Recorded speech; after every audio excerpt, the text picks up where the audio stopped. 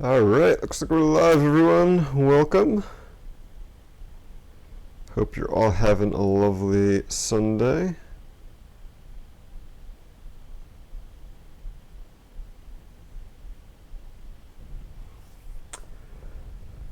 Get started in just a sec. Running a little behind on a couple of things.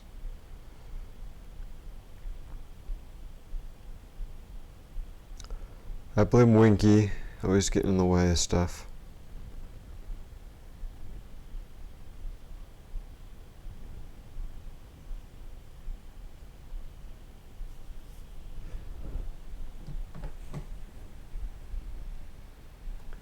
Alright, so welcome again, guys. Black 6 from BZ Power here, doing some more Marvel streams to celebrate Infinity War coming out this weekend. Hopefully many of you who were planning on have gotten a chance to see it. I know I did Thursday night, and it was awesome. Won't be talking about any spoilers on that just yet, though. I think it's a bit too early to go into spoilers for Endgame just yet. I think it was just Infinity War, but I meant Endgame. So decided to do another Marvel build this weekend. Have two versions of the Milano, which does feature pretty prominently in both Infinity War from last year and Endgame. I don't think that's a really big spoiler that there's a spaceship in it. So we have the original Guardians of the Galaxy version and the Infinity War version. I do not have the Guardians of the Galaxy 2 version. I want to say that one was like even smaller than either of these, so never got around to picking that one up. But we've got these two guys. We're going to build them both. We're going to compare them, see which one we like better. And so yeah, so I'm going to put this one in the back. We'll build the newer one second, and we're going to get started with 76021, the Milano Spaceship Rescue. Sorry, I'm used to my camera being a little lower there. So this is from the first Guardians of the Galaxy movie. You can see it has 5 minifigs: Peter Quill, Star-Lord, Drax, Gamora. What is this here? Sakaran, and then Ronan the Accuser. Of course, it has the Milano, and it has a little craft that Ronan is on the front of. Don't quite remember that part in the film. They took some liberties, I think. You can see it has 665 parts and retailed for $75, so a little expensive there. Definitely some of the license tax, the Disney tax on it. But I'm sure there's also some fairly unique parts in here that also contributed, having 5 minifigs and all that. So you can see there's a cockpit that looks like it can fit several of the characters. It includes Peter Quill's tape deck, the wings can move, there's some spring-loaded launchers, some stud shooters, and I'm sure plenty of other features that we will be looking at. So let me actually lower my camera a little bit so you can see when I'm building.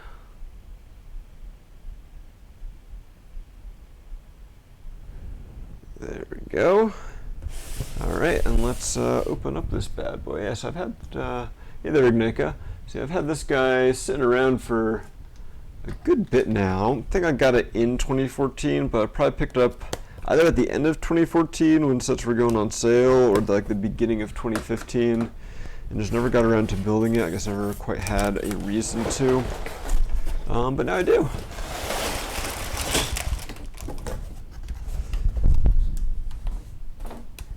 Usually these days I only build sets if it's on stream.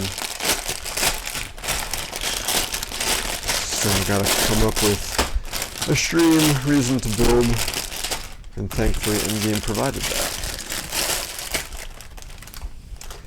Just got 2 instruction books, got a sticker sheet, and it looks like 6 bags of parts here. 6, 5, 4, 3, 2, and 1. So here is our sticker sheet on a clear backing. It's got a little curved in the box. Doesn't look like too bad, mainly for like the Technic panels and stuff for the outside. I guess a couple for Ronin's ship here. Do have, there's a comic book too. One side it is just the generic Marvel superheroes. I actually have this set too, the X-Men Blackbird set that I have never built. On the other side, it's got Guardians of the Galaxy. And we do get 2 instruction books, nicely curved by being in that box for so long. Probably would have been curved even if they hadn't been in the box, let's be honest. Yeah, so let's open things up and start building. Looks like bag 1, we're going to focus on Ronin's ship. You've got Ronin and Star-Lord.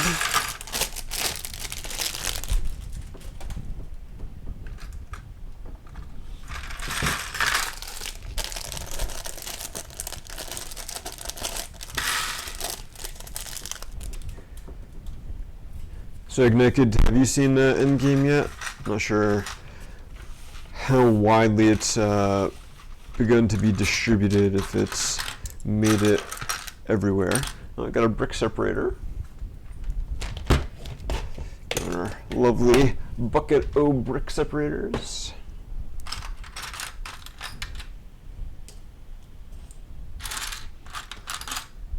Finding our minifig parts.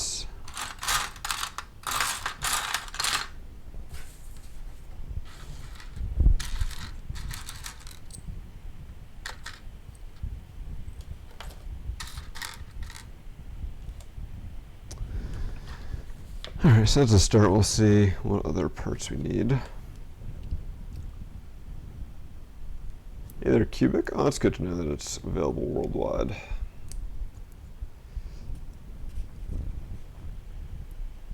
I got to see it 2 days before the US premiere, and very nice. Alright, so here is our, I guess this is like the original Star-Lord minifig. He's got his nice red, kind of leather looking jumpsuit. Very cool design. He's got a smirk on that side, angry face on the other, with some nice back detailing. And of course he's got his helmet with integrated hair. Captures him pretty well. They also include a normal hairpiece, so that's a nice touch. And then he's got a couple of blasters, which will show off. And then they also have us putting some round trans yellow 1x1 bricks on his feet to kind of replicate the foot thrusters that he has. And they give us an extra one too, and they say like, oh, just put it by Peter. They don't quite explain why, what the use is for that. So see if we can get him to stand on those things.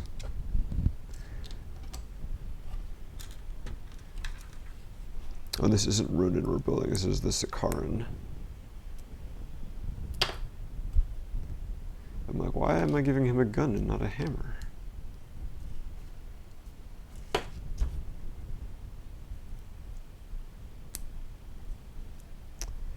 Alright, so here is our, I think it was a Sakaran is what they call them.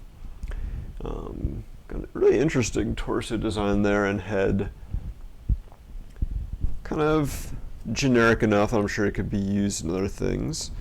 And so he has a Jedi hood, this cool blaster. I'm pretty sure the blaster first appeared in these sets, or around this time period. Maybe it was using another theme first. Actually, have this stack of minifig stands. I don't know why I never use them when we're building sets. So you can put the figs on here so you're not falling over the whole build.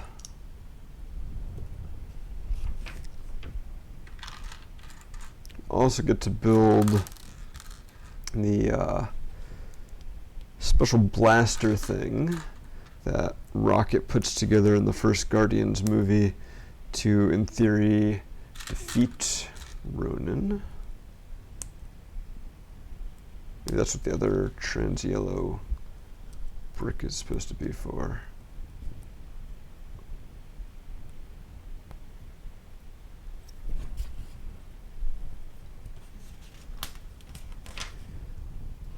Yes, there is that.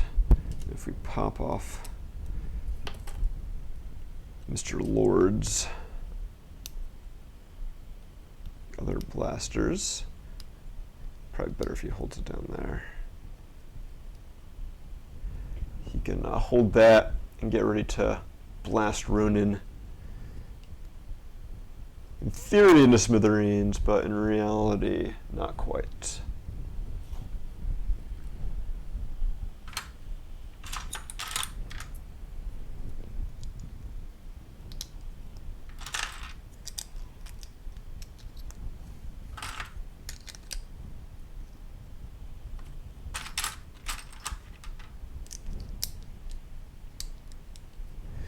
So Gneka, you said you thought Endgame was amazing. Anyone else in the chat, Cubic or anyone else, what have your thoughts been without spoilers? No spoilers in the chat, please. I really enjoyed it. There's a couple of mainly there was one moment in particular that I wasn't like a huge fan of how they wrote it. Kind of like could understand the reasoning behind it. I'm like, okay, I wanted to get this done, but I wish I had kind of written it a little different way. Maybe one day in like a month or so, we can talk about it a little more.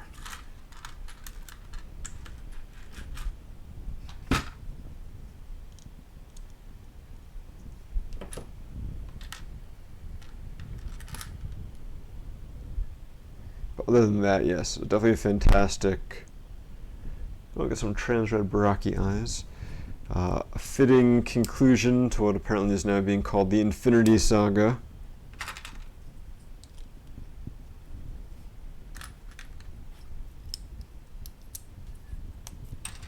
Yeah, like tie together just everything that has come so far. Like 21 other movies, just all kind of somehow get referenced in there somewhere. And it just like makes it feel so satisfying to watch and be like, oh, that part, and oh, that, and that, and that.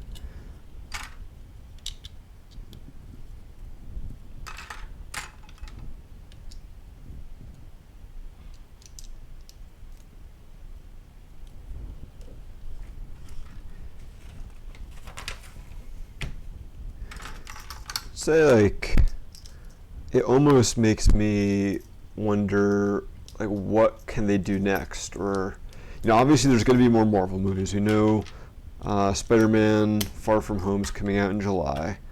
They haven't officially announced anything beyond that, but we know that like there's been a new Black Panther, a new Doctor Strange, and potentially a new Guardians of the Galaxy, all in development.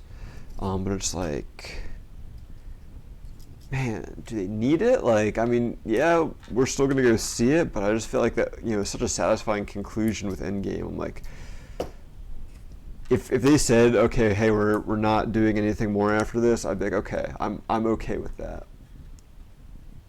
Well, this is interesting. So instead of like a 3 or 4 module lightsaber bar, they actually use a piece of tubing here.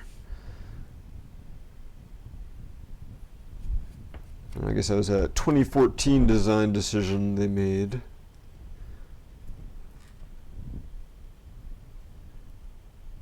Kind of interesting choice there.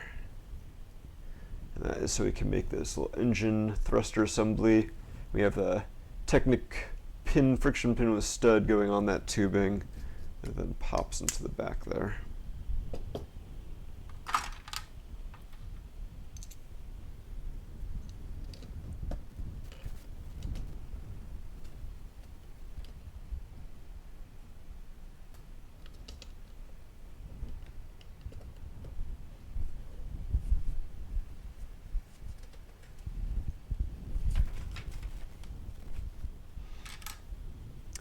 Yeah, I think a celebration of the MCU is definitely a good way to put it.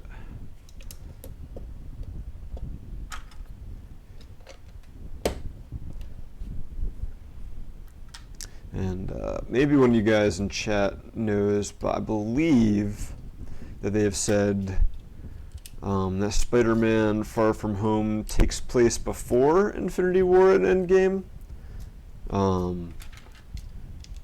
Need to look and see if there's confirmation of that, because that would make a lot more sense with some other stuff. But that kind of also makes it like feel to me that like Far From Home is going to be a little anticlimactic, because it's going to be like, hey, all this awesome stuff happened and now we're going back in time. Forget about all that.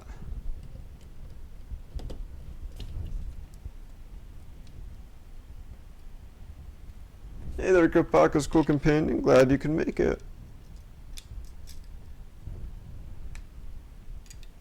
Yes, definitely a lot of things there for the fans, but they all made sense, or most of it made sense in the context of the movie. It was definitely designed to all fit together.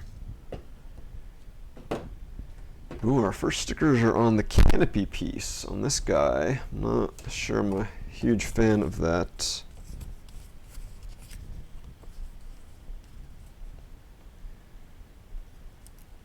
Just bringing back memories of the UCS X-Wing.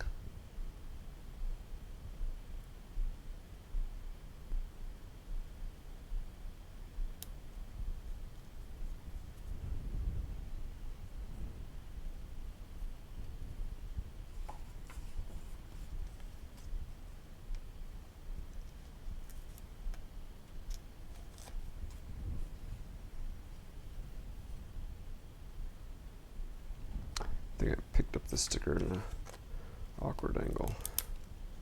Let's go for that side instead.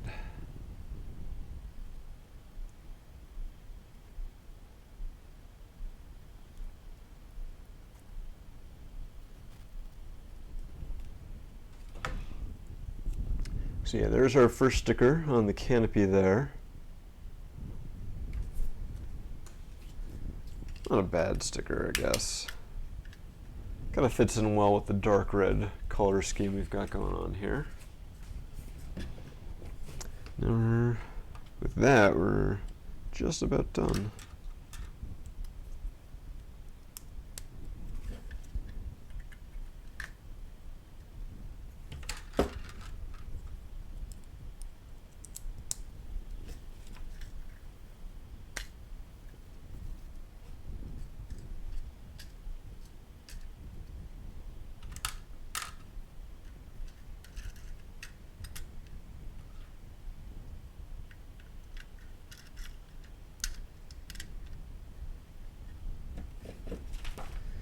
Alright, that is it for bag one.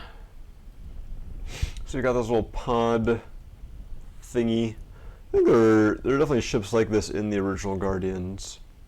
But I don't know if they're how well they fit into what they're trying to portray with this set. As far as like, was it the final showdown?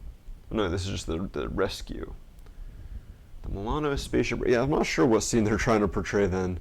If this is like going to be from like nowhere, where Peter is giving himself up, or if this is supposed to be closer to the end of the film. There's a cool design. It's got the spring-loaded launchers. You know, they do their thing. It is kind of interesting that they have the spring-loaded launchers right next to these trans-red Brachii, so it looks almost like there's 4 shots in there. They do give you an extra one, but there's no place to like clip it on or anything. Also not a fan of these like empty studs on the front. On the box they show Ronin standing here, which I don't believe ever happens in the film. But there's also empty studs on the back, which also look a little ugly. I think it wouldn't be so bad if they weren't the hollow studs. The hollow studs make it look like that much more unfinished, in my opinion. But we can, in theory, fit this guy in here. So yeah, he goes in there, no problems. Cockpit closes nice and easy. See if there's even room. Can even fit his blaster in there, since there's no clip or anything for it. So yeah, that is bag one.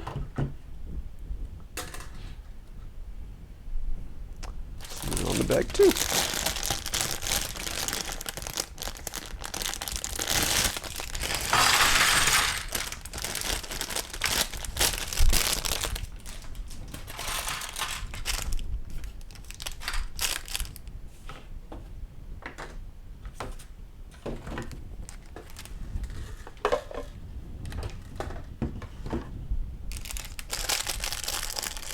This bag has Ronin, and we'll start us building the Milano.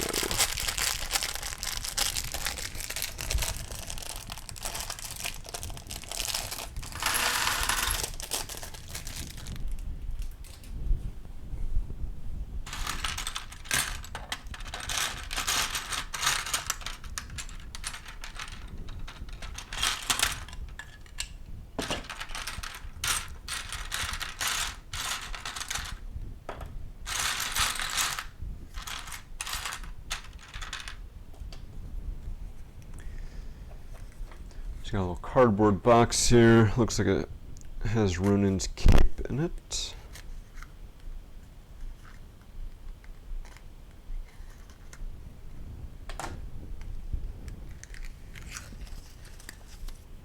There we go. Nothing fancy there.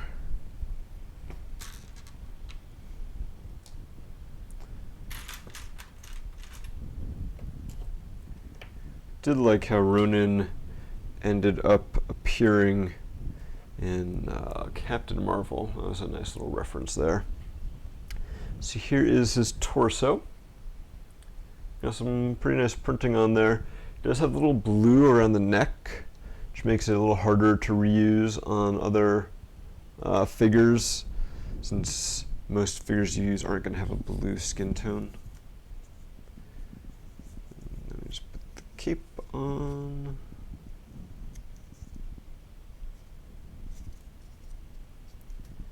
So here's the cape and his blue head. He's got, I guess, just a normal serious face, an angry face on the other side. He's got a kind of custom headpiece here, which matches the movie pretty well, I think.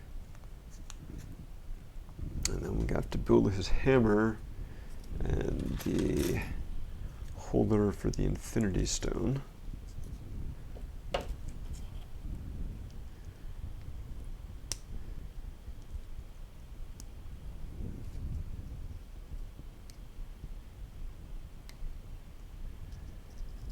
So they use a silver voodoo ball construction ball joint piece there for the sphere that Peter finds at the beginning of the film that is holding the Infinity Stone. He's got his hammer.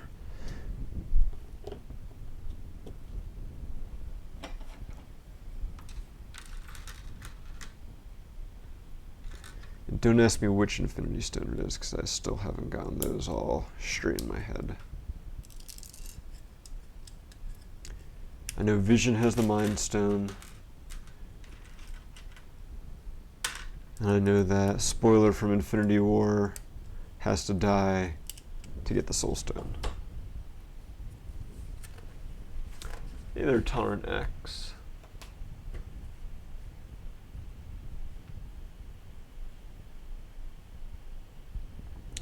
Yeah, I mean, Ronin's not really a big part of Captain Marvel, but just like having him in there is like, oh yeah, the Accusers, and like, since this is set, you know, years before Guardians of the Galaxy, he's still like a part of the Kree and hasn't split off like he will have by the time of Guardians of the Galaxy.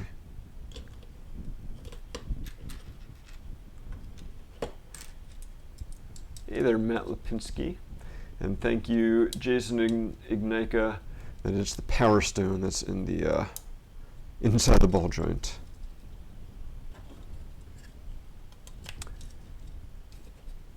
when I've got that one that we can later put in the Infinity Gauntlet.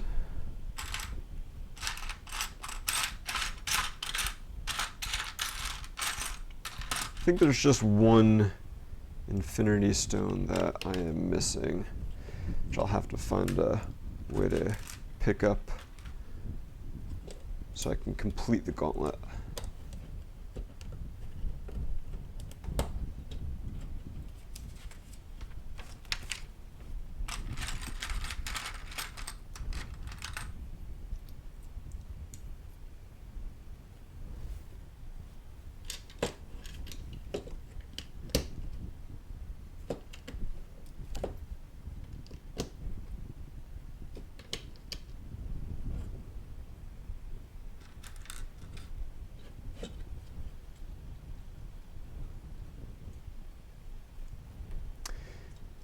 Yeah, you guys don't have to worry about me snapping my fingers at the end of the stream and making everyone disappear.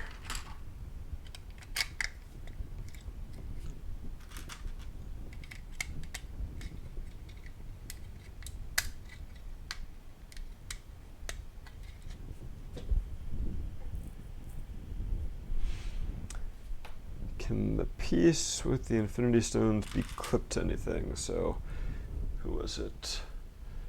Tarnax asking about the piece that holds the Infinity Stone. So, no, it does not. I mean, it fits inside. I guess it depends on where. Like here it slides. There's a part where there's like a little bulge in it, and then you can get it to stay on there if you want. But yeah, definitely not designed.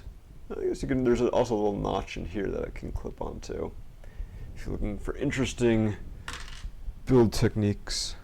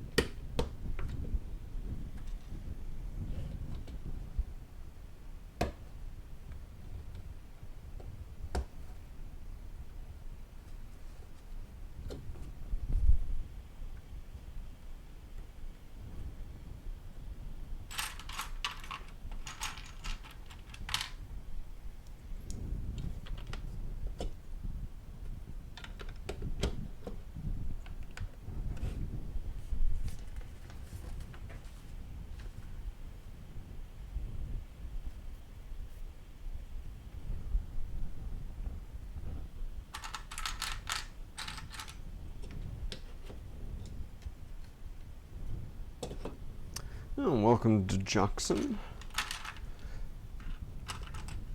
Welcome. I know you've tuned in the past, but don't normally chat, so welcome. I would love to see you use the Infinity Stone pieces as eyes in a mock.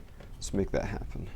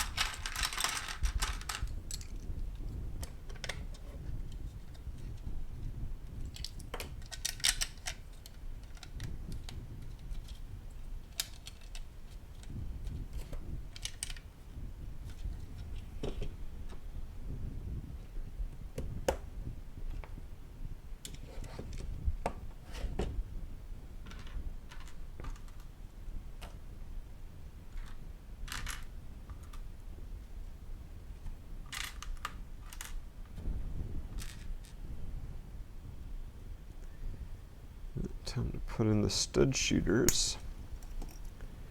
And this set came out. This was like one of the first times the stud shooters existed, right? Because this set would have come out in 2014, which is the same year as the Lego movie, which is when the stud shooters were introduced. Crazy. So this is actually before we had the brick built, or the ones with the plate on them, I believe. So you had to have little handheld ones, which are now attaching to what I assume is the maybe like the undercarriage of the Milano. It's been pretty much all just like studs up so far. Nothing too exciting.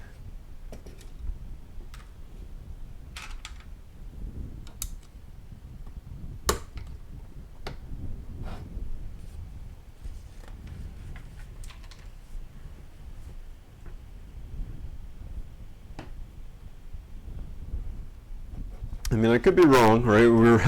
I was very wrong in the helicarrier stream. But I feel like, yeah, that Guardians came out in 2014, I thought.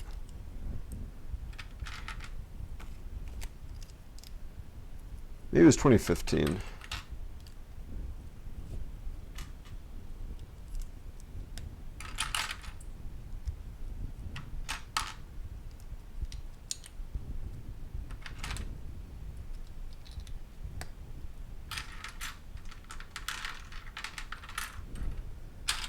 Okay, so I was right. Awesome.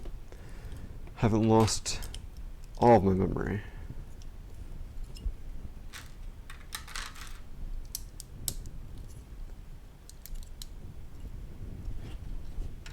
So now we're starting to build underneath on the bottom of the ship. Some interesting designs going on there.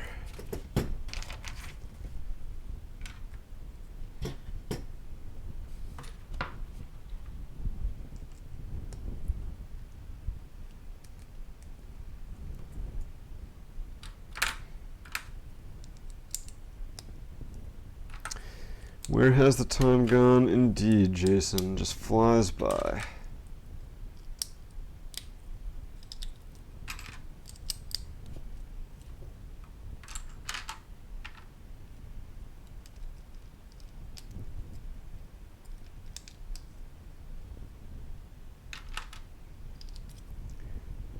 Just think of all the things that happened in 2014. The Lego movie came out, Guardians of the Galaxy came out, Bionicle was announced to be coming back.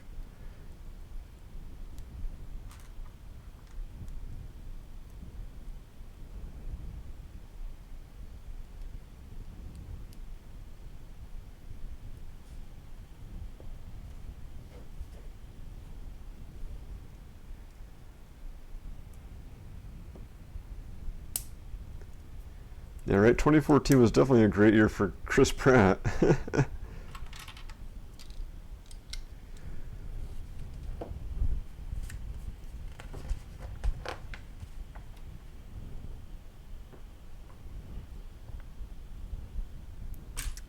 And stud shooters are still definitely an upgrade over flick-fire missiles.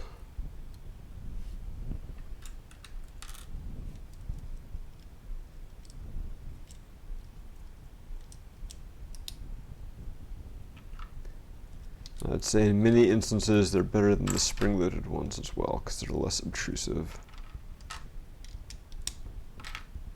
Depends on the situation, though. There are definitely some instances where the spring-loaded ones are better because of how they're integrated into the build.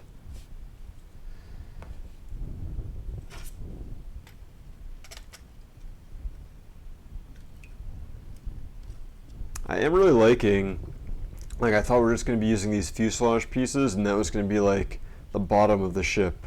But now we're like building stuff down at interesting angles with all these like slopes and stuff.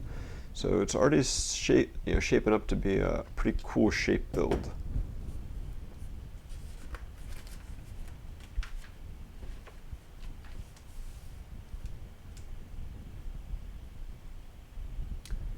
The flick-fire missile pieces can definitely be very useful, yes.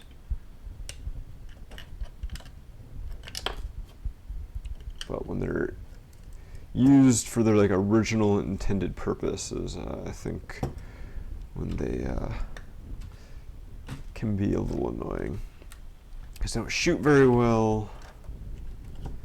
They tend to just kind of stick out. Like in order for you to put them in a model, they have to be like sticking off like a side or a bottom so you can actually get your finger at them to flick. So far we have 3 seats in here. Curious to see how many seats we end up with we're going to be able to fit, or how many of the Guardians of the Galaxy will be able to fit in there.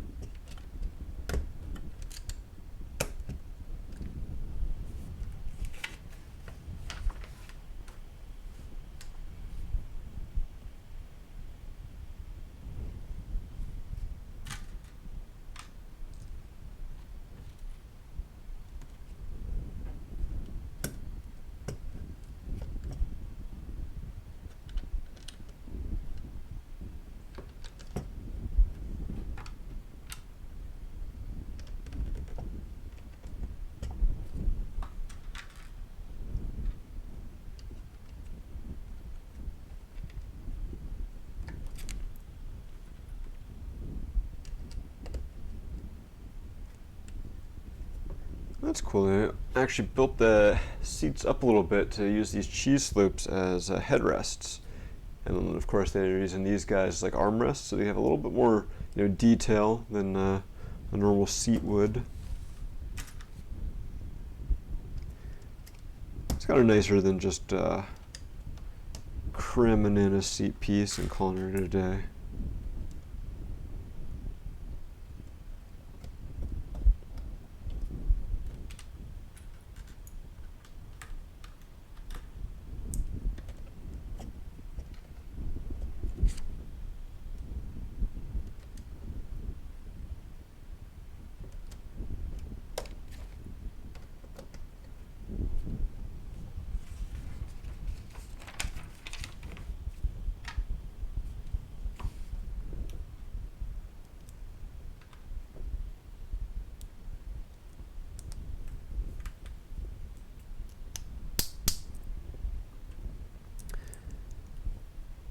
So I guess as a sign of the times,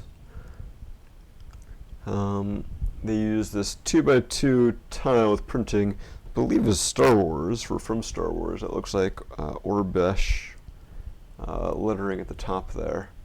So I guess that's, kind of the Disney bad of Marvel and Lucas kind of coming to fruition there. Just loading up the stud shooters here.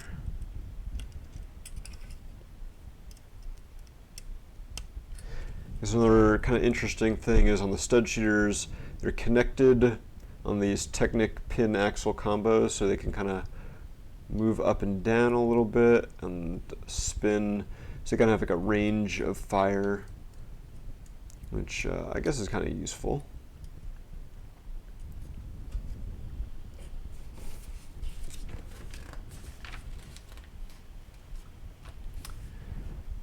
Thank you, Kopaka's Cool Companion, who knew that the Orbesh says lock. It's one of the things I haven't gotten around to is like really memorizing the Orbesh alphabet.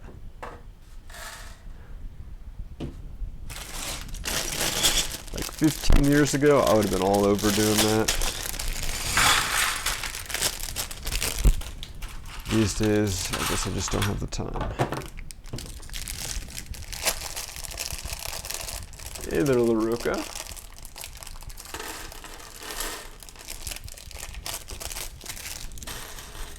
Alrighty, bag 3. After this bag, we'll do our first giveaway. We've got our 4th minifig coming together here in Drax.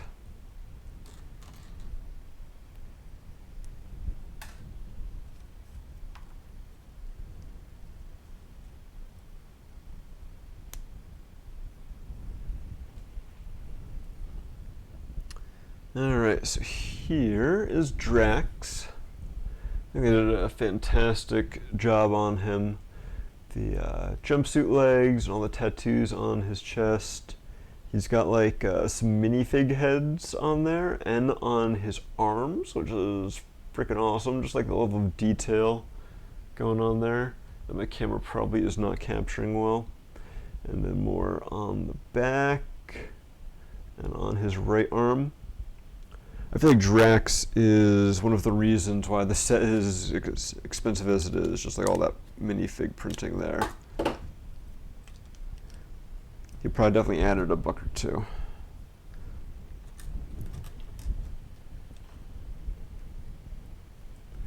So the first part in bag 3 is a fire extinguisher.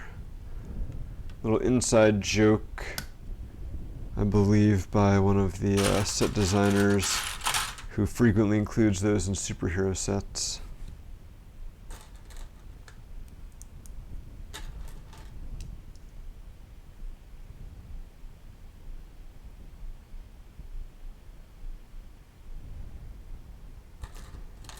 I don't know, since Buzz Lightyear's ship is actually a toy and not a ship that went into space, is it really a spaceship?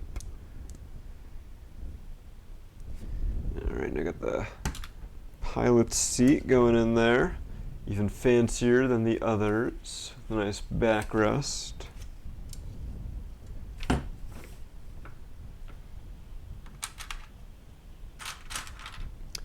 Well, now we get to put together the stereo. Very important part of any spaceship, especially in Guardians of the Galaxy.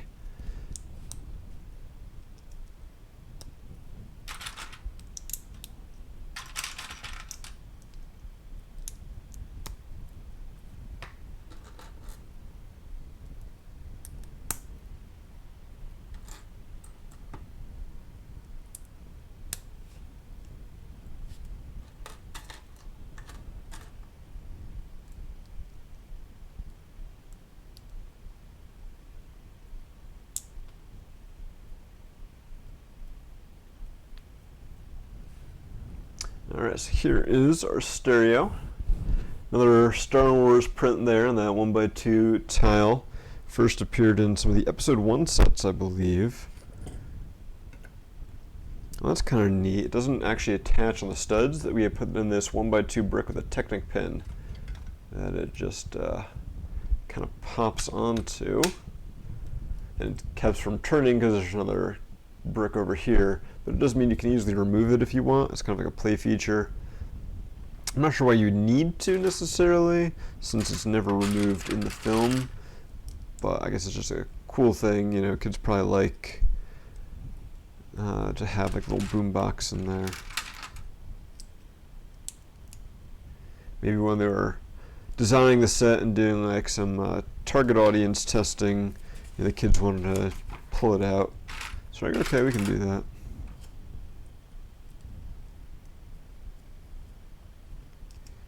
Now we're starting to build the nose, which has got a lot of these Technic bricks and hinge plates to get the interesting shaping.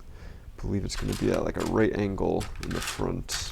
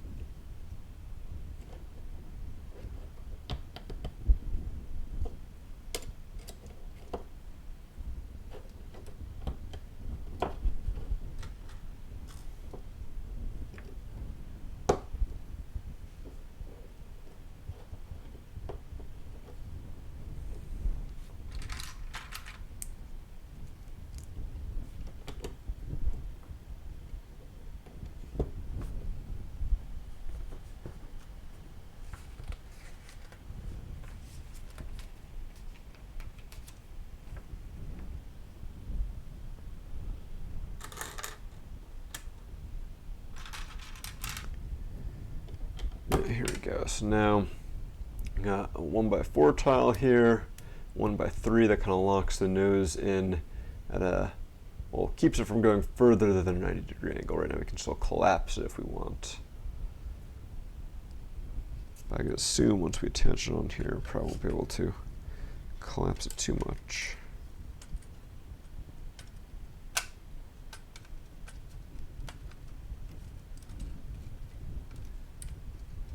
There we go.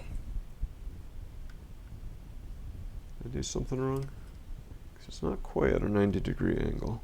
Oh, actually, looking at the instructions, it's not supposed to be a perfect 90-degree angle. So that little gap there is accurate, but kind of annoying. Maybe not accurate, correct to be better. It's correct per the instructions, maybe not accurate to the on-screen model.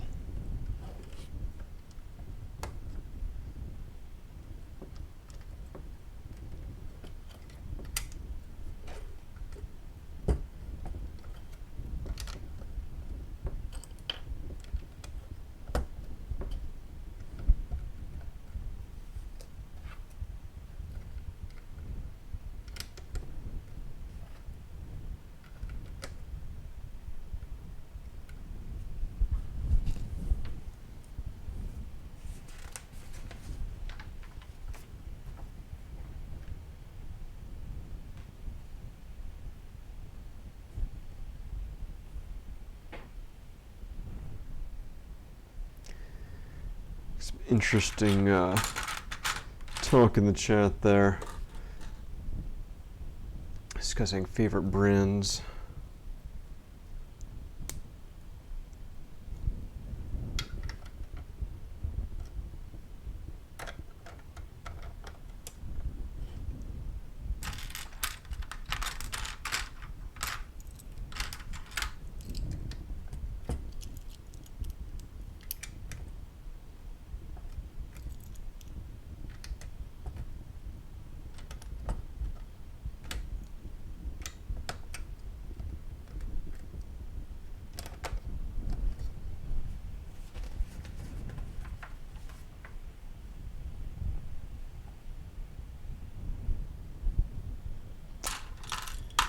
Got an interesting canopy piece here. It's inverted. I want to say it probably appeared first in like a city set or something.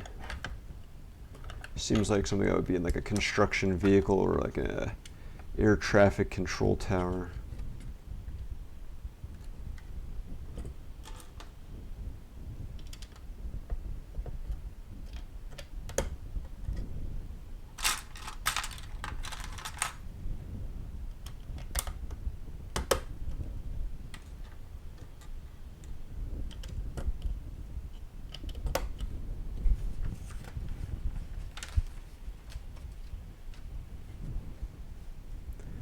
Has that canopy been around since the 80s? That is, I'm not sure. Then I must have had a set with it in the past at some point, if it's been around that long, but I can't remember one with it.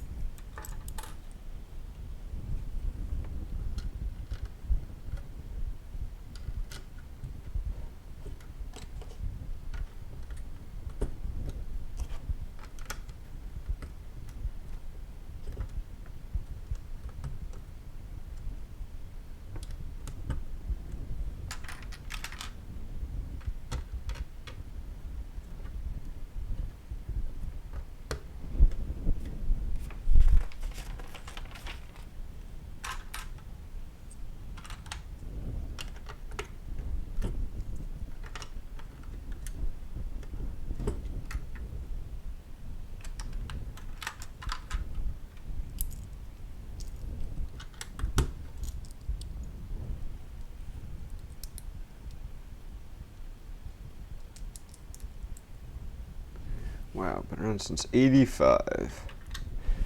And then Roka, ask me at Brick Fair and we'll talk about it then.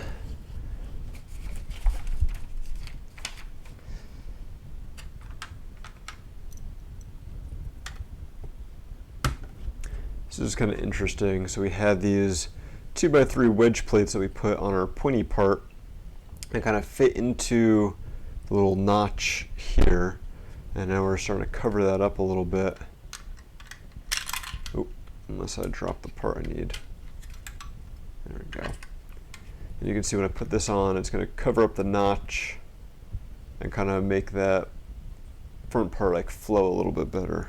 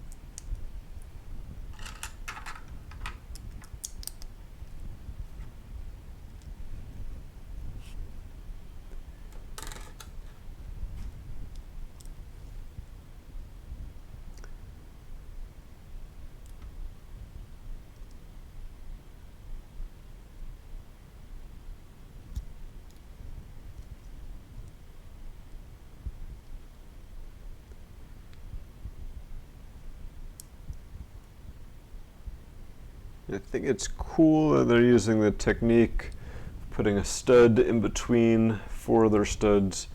Man, sometimes there's like a 1x1 round plate like that is a pain in the butt to do.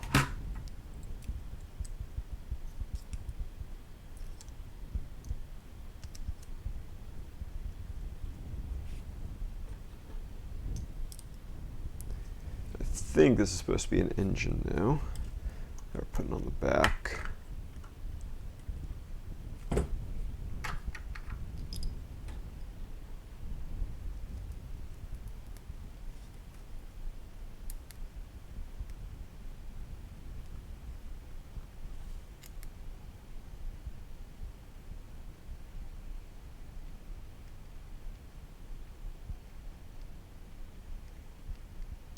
See you later, Laruka.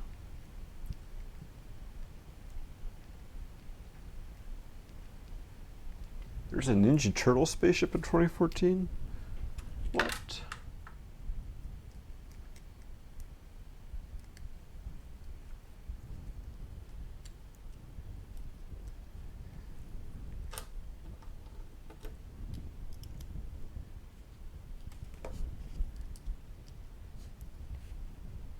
Oh right, okay, that was like the Michael Bay film where they were aliens or something.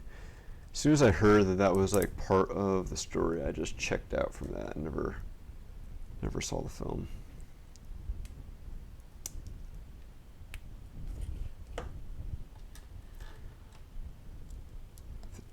If the Turtles aren't from the late 80s, early 90s, I don't want any part of them. I've heard there have been some good later series. I just never got around to watching any of them. I'm sure they're fine.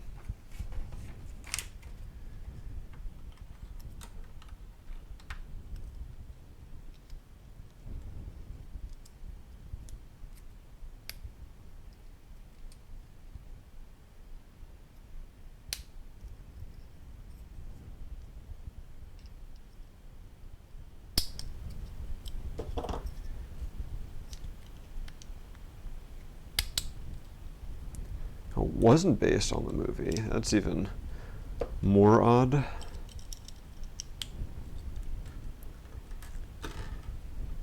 Alright. Just about done with this bag. Bag 3. Which will put us halfway through our first Milano. So we'll be doing our first giveaway.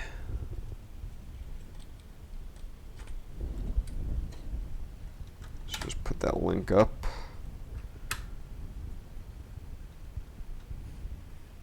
And these go on. Show off what we've built so far on our spaceship. Oh, now we go into the second instruction book. That makes sense, I guess.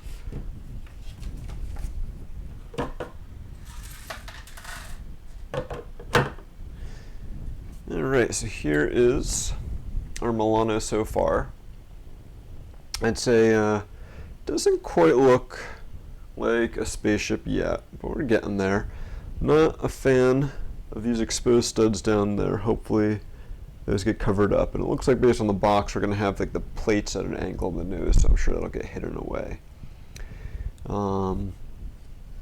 We've got 4 seats on the inside, so what we got, like Star-Lord, Gamora, Drax, and Rocket, but as Jason said, no room for Groot, unless maybe Baby Groot.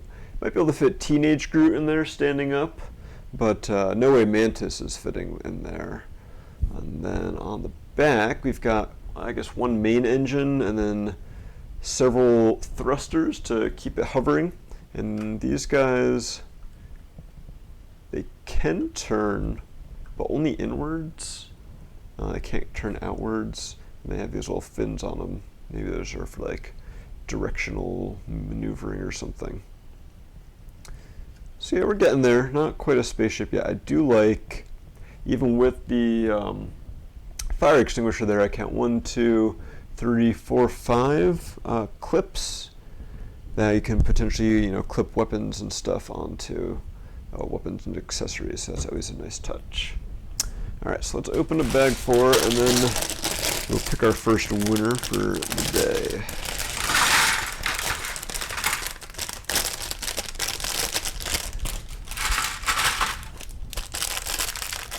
So we've got our last minifig here in Gamora.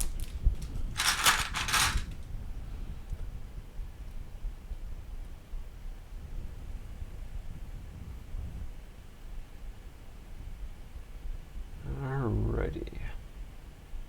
First winner is going to be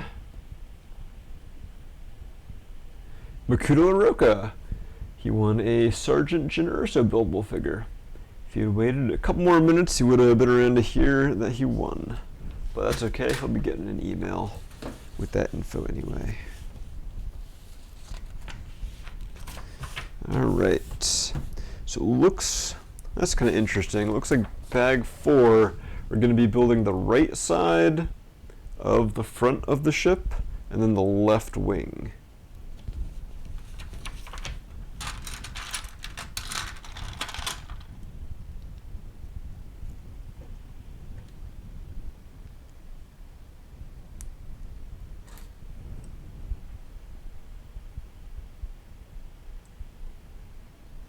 Now, leaving this room does not guarantee that you win. Alright, so here is Gamora. Got her own Guardians jumpsuit. Kind of like Ronin, she's got some green showing through there instead of the blue. Makes it a little harder to reuse. And she's got an angry face on the back. And of course she's got a hairpiece. The hairpiece itself is not new. I believe, I'm assuming the printing on it with like that kind of pinkish purple is exclusive to the set.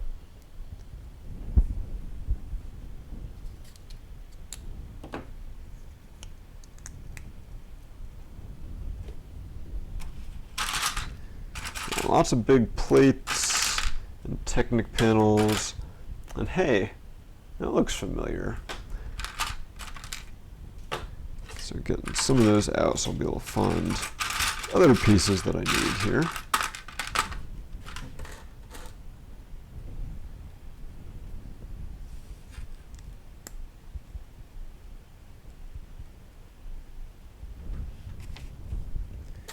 True, we'll say exclusive to Gamora.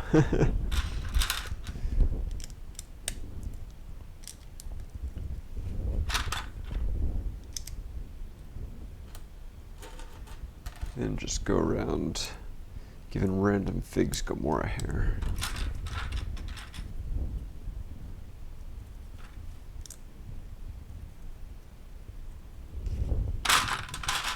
Oh, we got some CCBS pieces in this bag. It's always fun.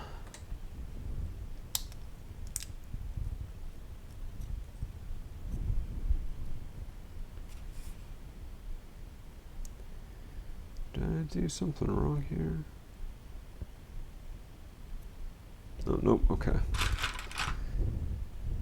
Just mildly confused.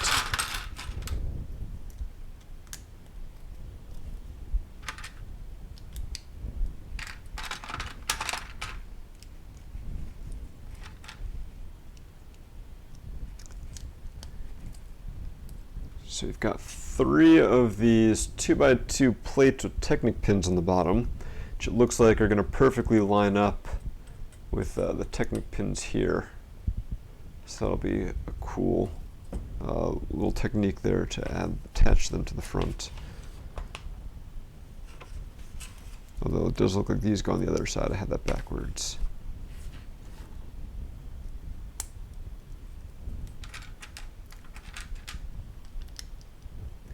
Yeah, so I always like using those slope pieces to create some like interesting kind of stripe patterns and stuff. And so now this just clicks in there, and boom, got half of the nose of a ship.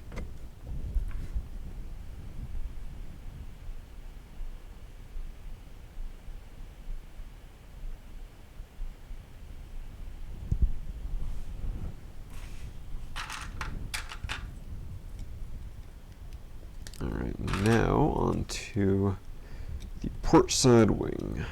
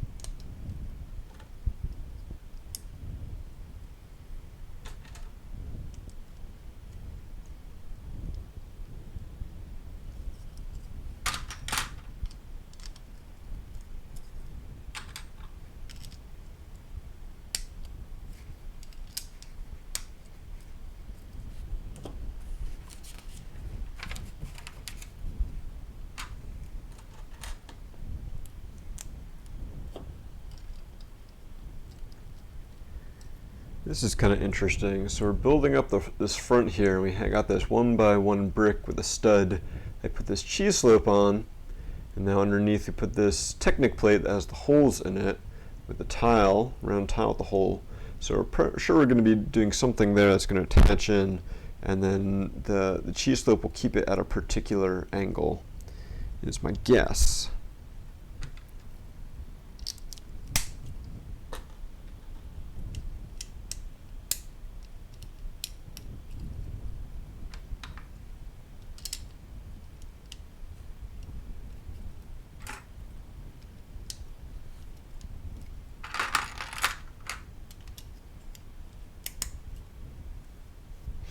Well, that's cool. I don't think I ever knew that. So you've got this piece. I want to say it first appeared in Ninjago, in some of the Ninjago movie sets maybe, or the Temple of Verjitsu, but I never realized how well it fit with this 4x4 wedge plate, where it kind of perfectly lines up like that. Very handy. Good to know.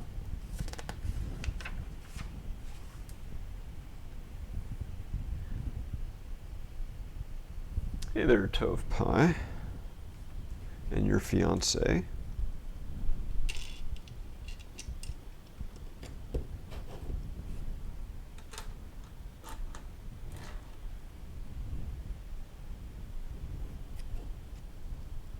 Well, that's true, yes.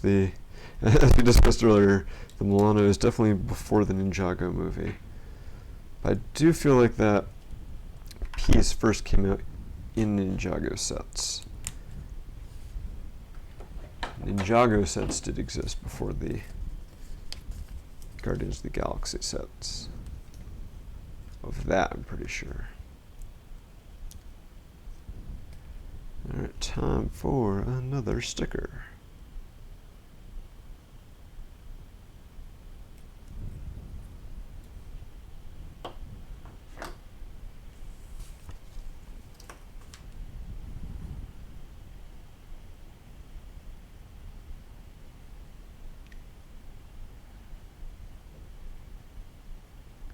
Yes, the Nindroids. Yes, that sounds about right. So yeah, here's our sticker. A little keyed orange, a little blue, kind of giving us a bit of a striping pattern going on the wing.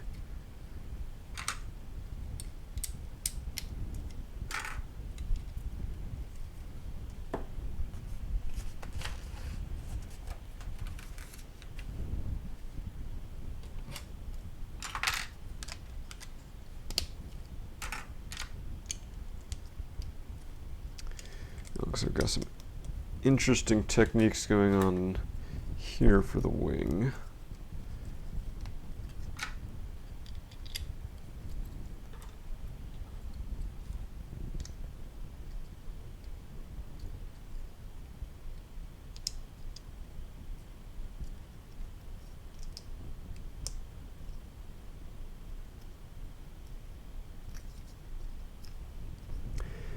So here is another big wedge plate. They've got these 1x1 bricks with clips on them at an angle, so they're going parallel to the edge here. Curious to see. Looks like we're just going to be putting another piece of tubing in there. It's got a piece of black tubing, and so I guess it's just going to be decorative. I thought it might be like a little more involved in the process there. So kind of like makes it look a little bit like an intake or something maybe. Now all that attaches on here, so our wing's starting to come together.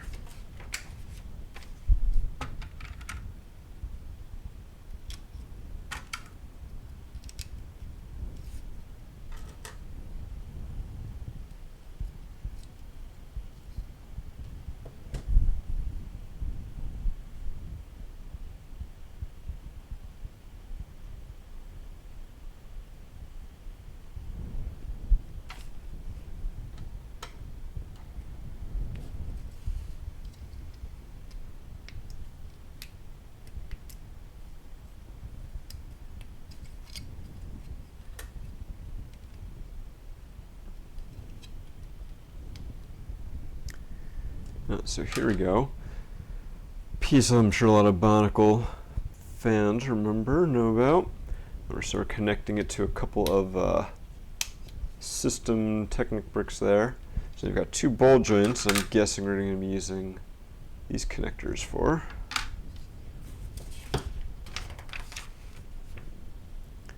We're going to have some fun sticker action going on.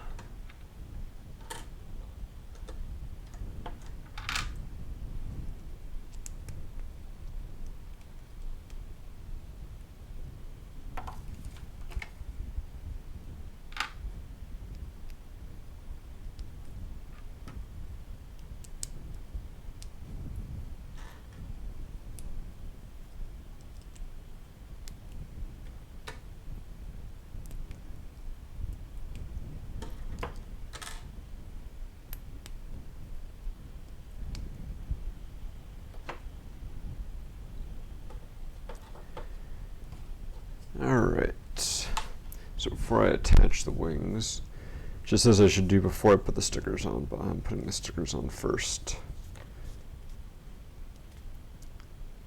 It's cool to get these Technic panels in silver. I feel like that is not a piece that they're too common in, but maybe there's like one of the big Technic sets that they came in silver before.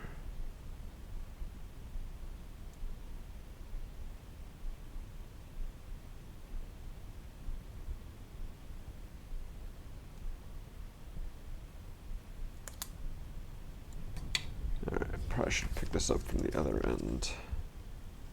These are a pain in the butt stickers.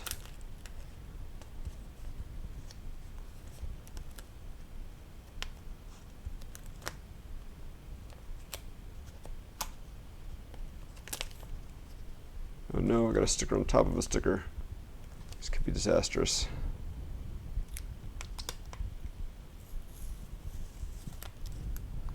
That's a very curved sticker.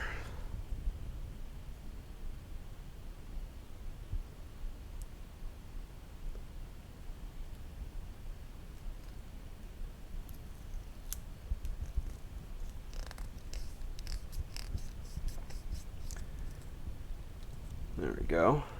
Not my best work, but I think I'll pass. I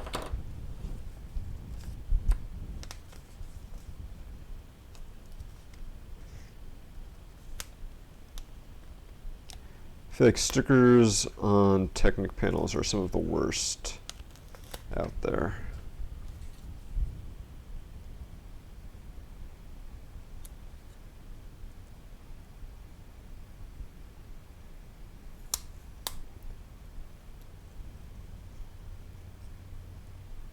Stop that. Gonna need 2 knives for this. Pain in the butt sticker.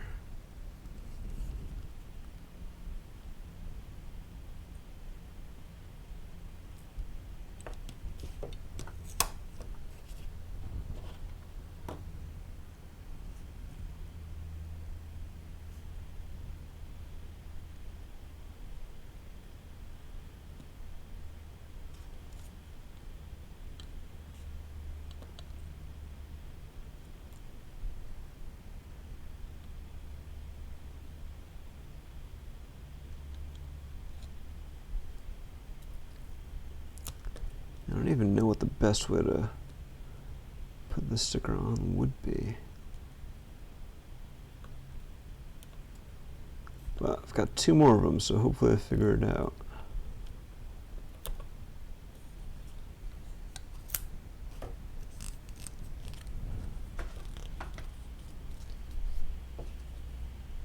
Oh, they are exclusive to this set.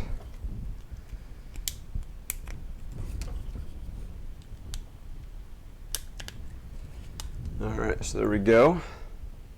Very annoying stickers to put on here.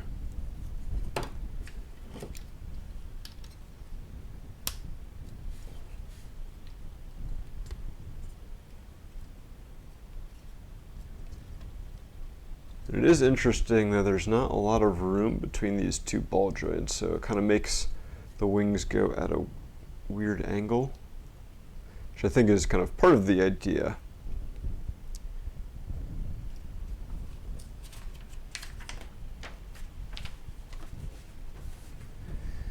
Kopaka's Cool Companion saying we should do more Technic too. What's your name, Aaron?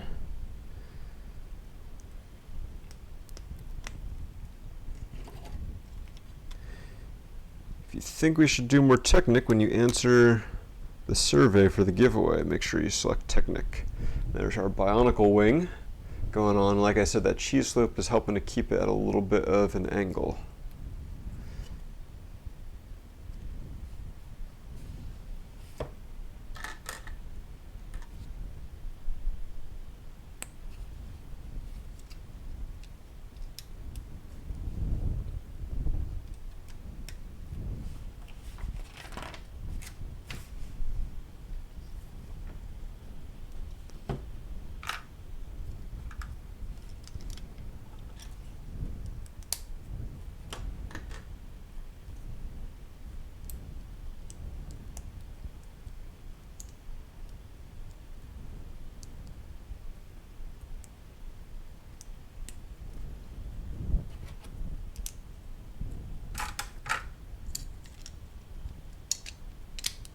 Oh, okay.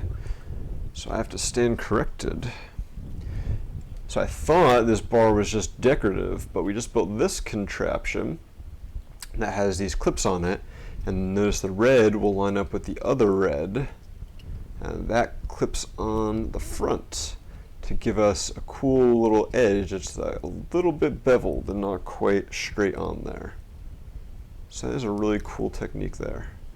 Makes these wings look very awesome. There's definitely a lot going on with the design here, all the compound angles and everything. A little ugly from underneath though, but maybe we'll fix that later. We'll have to see.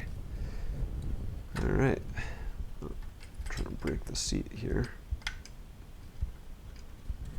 And all of this just snaps in with some Technic pins. And hey, now it's starting to look like a spaceship. Heavily battle damaged one maybe, but a spaceship nonetheless.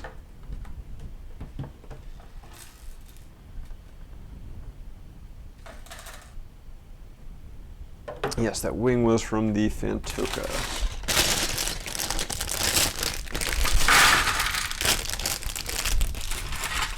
Kopaka definitely had some, and I believe they're pretty heavily used in that year's vehicle sets.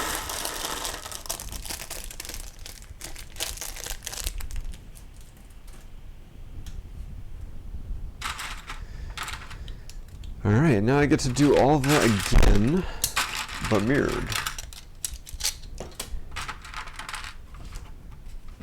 Well, it looks like not quite exactly the same. So there's going to be at least one little change up.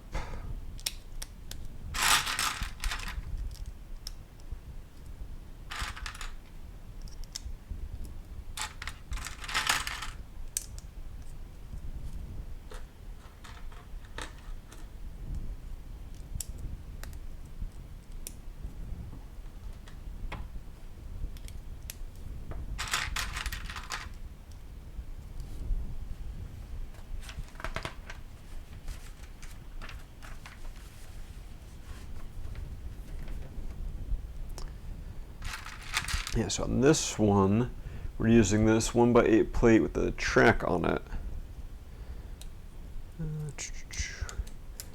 So that when it goes on the front here, it'll kind of help cover up that gap in the middle.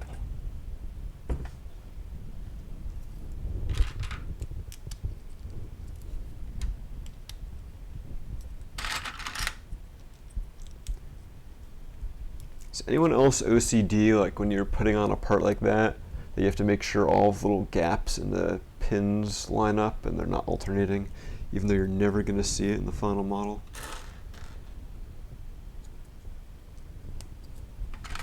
Or is it just me? Alright, now this piece gets to snap in. There we go, looking pretty awesome. Gotta find a good place to be able to hold it, though. That little gap there is a slight bit annoying, but I guess I'll get over it.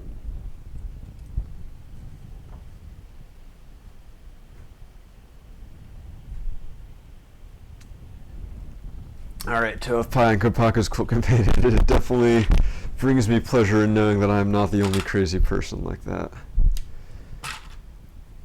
Studs I usually don't get like to that point, but I can definitely understand.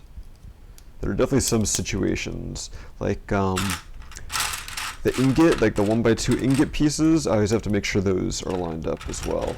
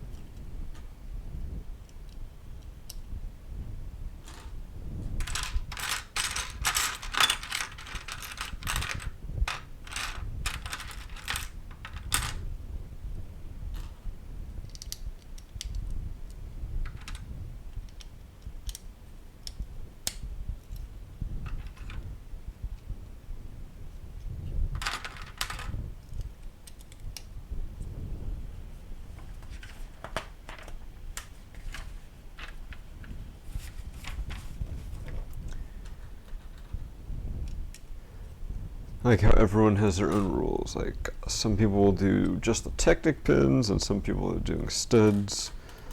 Some people doing turntables. All got our own little weird OCDs.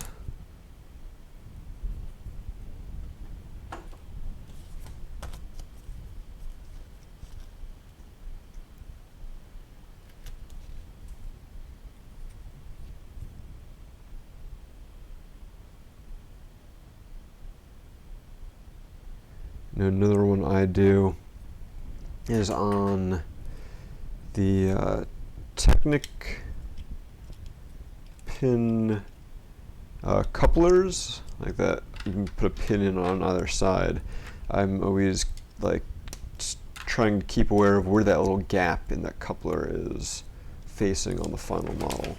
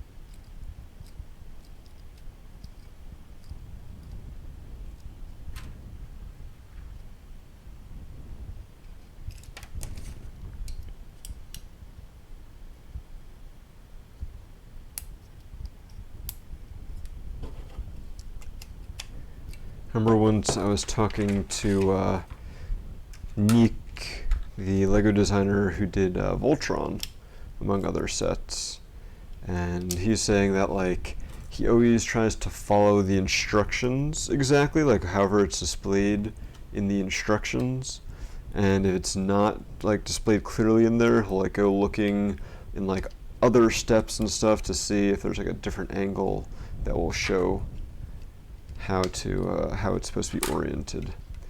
And that now that he, this was back when he was just a fan. Now that he's a designer, he'll even like go to some of the instruction designers and try to give them feedback to like help with his own OCD-ness. I think that's pretty awesome.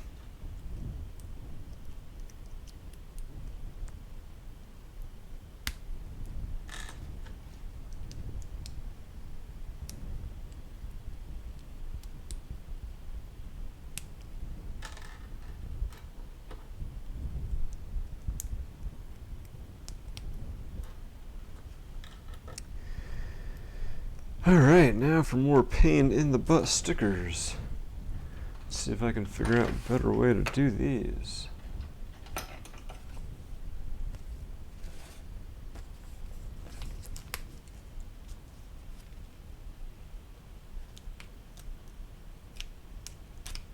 We can try it from this angle.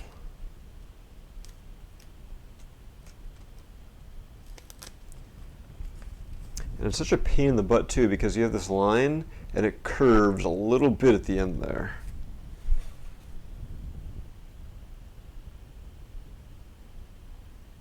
Oh yeah, I think this is going to be the way to do it.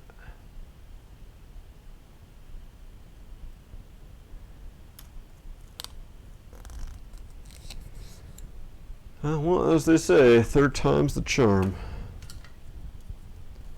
Looks like I still have two other smaller Technic panels to do after this, though, so at least I'll have figured it out for the majority of them.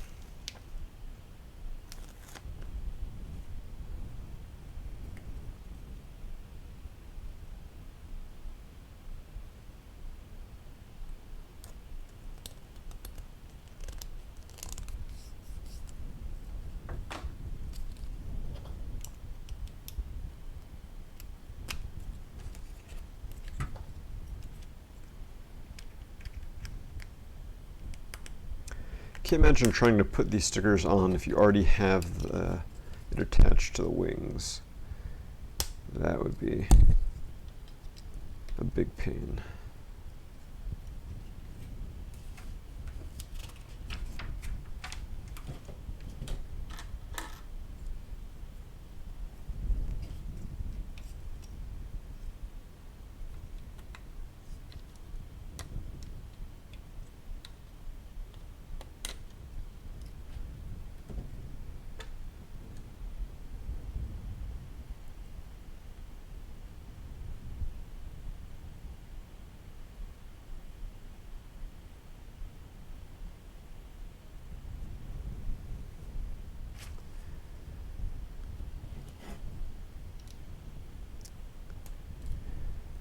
Yeah, I'm looking at this guy now that you're mentioning it for the stickers, and I'm only seeing like big ones on here on the front edges of the wings. So that's not too bad, not compared to this thing.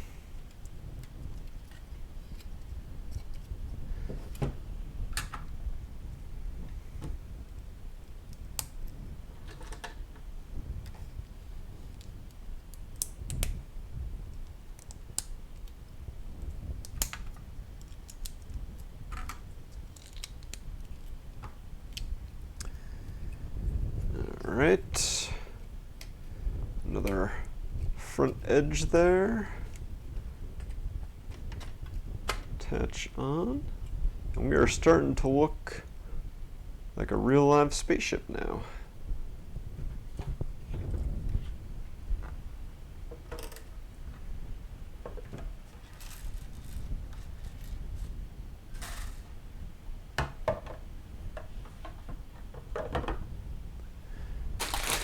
Alright, time for our last bag.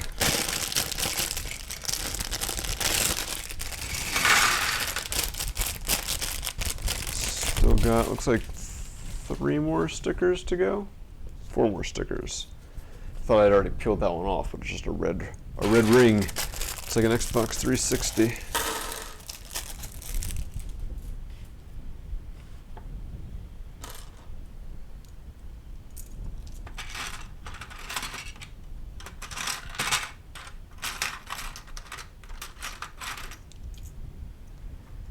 So we're starting off by flipping our ship upside down.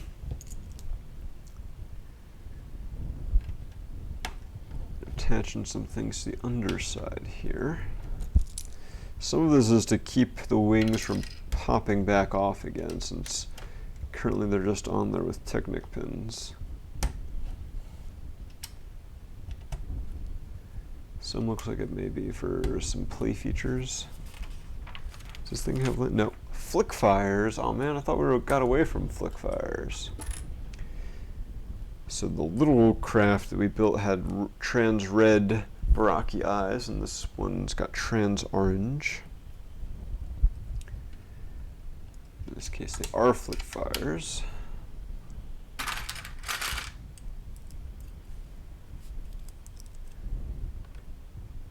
Where do these go? There.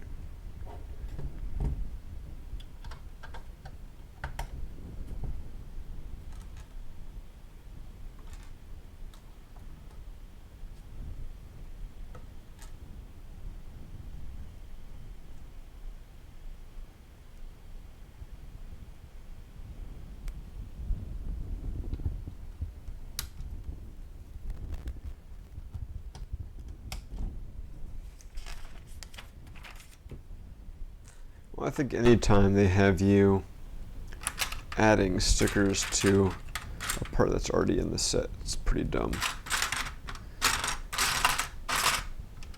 Unless it's like very specific to the orientation of the part, like on some round parts. Other than that, though,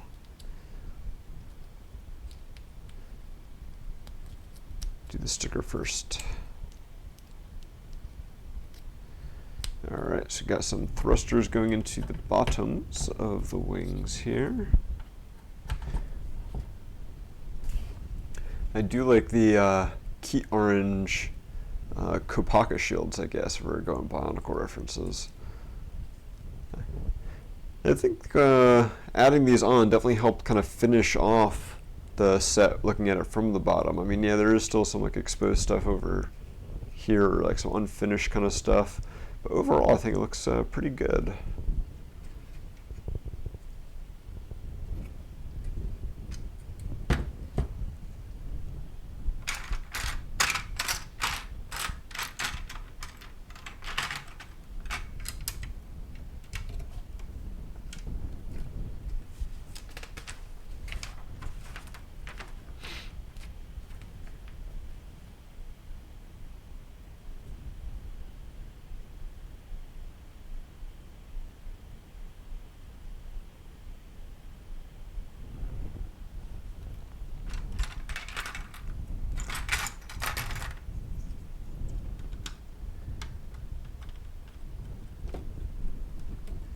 It's kind of a little tricky finishing off this set here, since it wants to keep wobbling from side to side.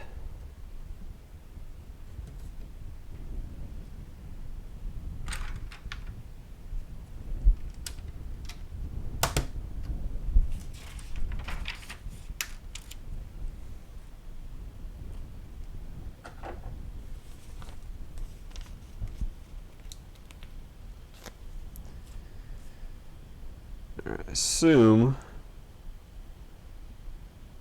this is just movie accuracy here, having a lime green round tile with a red ring on it.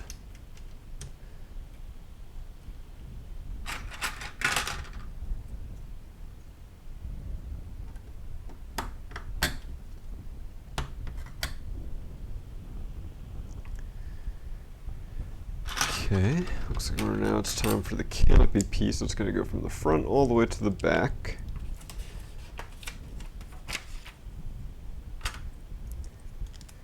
Make it nice and easy to access the entire interior of the set.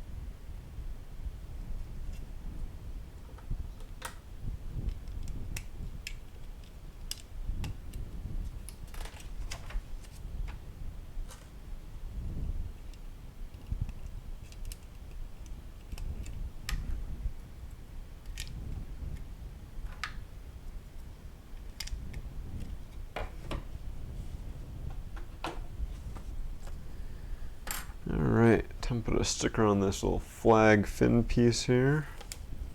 This one doesn't look like it should be too bad.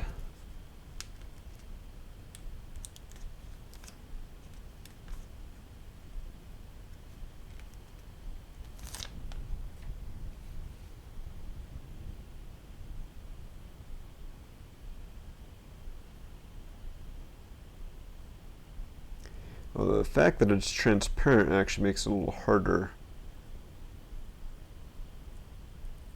No, I had it where I wanted it. Come back.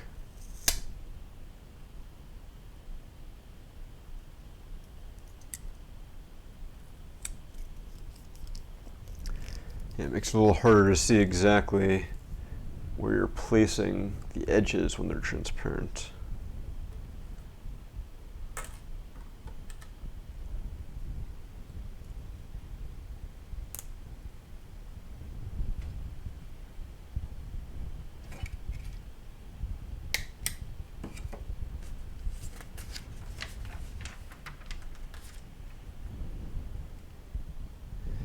Alright, so there is our canopy. Looks like it is held on by about 3 studs. Looks pretty good.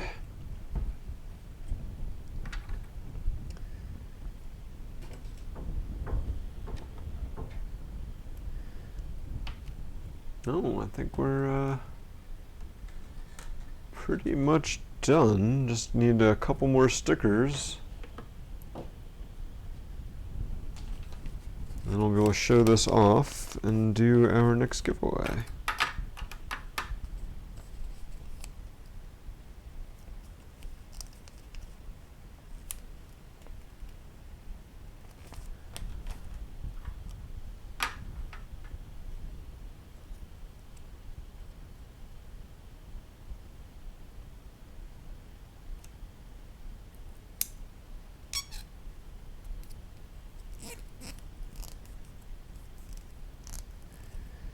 Alright, there is one sticker.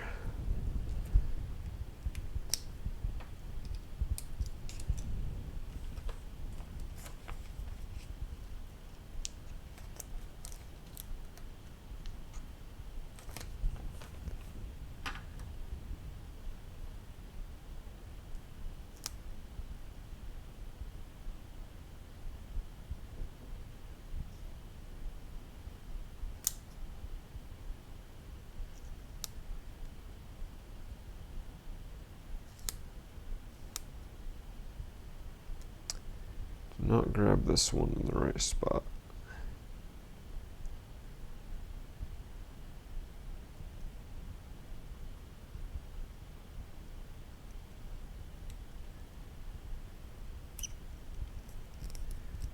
There we go.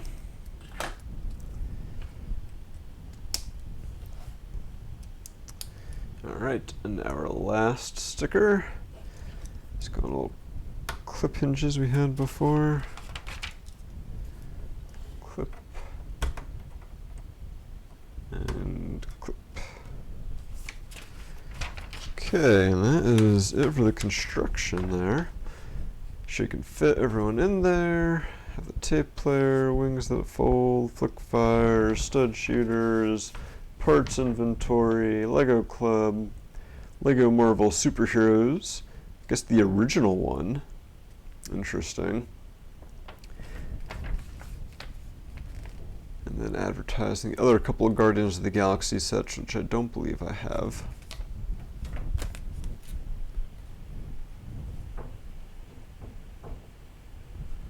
Okay, so get our giveaway link back up. Can show off the set a little bit. Do a giveaway and then start our next one. So here is the Milano. I think it looks pretty cool. It is a little interesting, I feel like, to get the wings to be symmetrical, if that is your thing, because they're on these ball joints, so they can kind of fold at different angles. But I feel like they never really make a big deal of that in the movie, so you can have it as symmetric or not as you want. The nose, definitely really cool with that like hard angle there, kind of like a bird beak or something. Yeah, it looks really cool from the top. I definitely like the finished look there. And even from underneath, you know, most Lego sets, when you look at them from the bottom, they're just completely like anti-studs and ugly. But this one at least has got like, you know, the repulsors there and stuff, and some more flick fires. And it's got these little guys that can turn. So yeah, it's definitely has some details on the bottom that you don't normally see in a Lego set. So the top canopy comes off. Let's see how well we can do fitting in some minifigures and their accessories. So Peter obviously goes in the cockpit, which is definitely smaller than the actual one. I'm going to Drax go in one seat here, and Gamora in another, and there's a clip somewhere that hopefully will fit. There we go, I can fit her sword in the back there. There are clips that I could put Drax's knives in if I wanted to. And a couple more here. Or I can just drop Peter's weapons. Yes, fingers are too big. No real place to put the Star-Lord hat, or I guess the little thrusters. Can probably attach the big weapon in the back here. I might go better off over here. Since it uses those like motorcycle handlebars that are at an angle, it does make it a little more interesting to connect.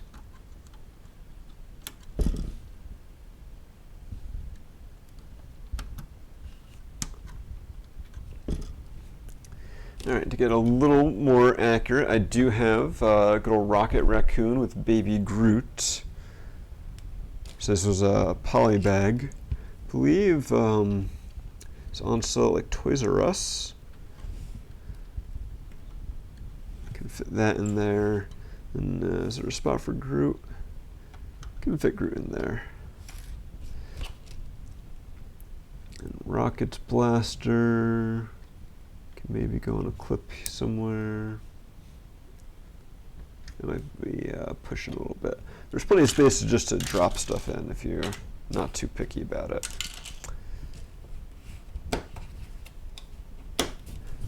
See, there we go. We can technically fit all of the Guardians of the Galaxy from the first film in there. So we got Peter, Gamora, Drax, Groot, and Rocket.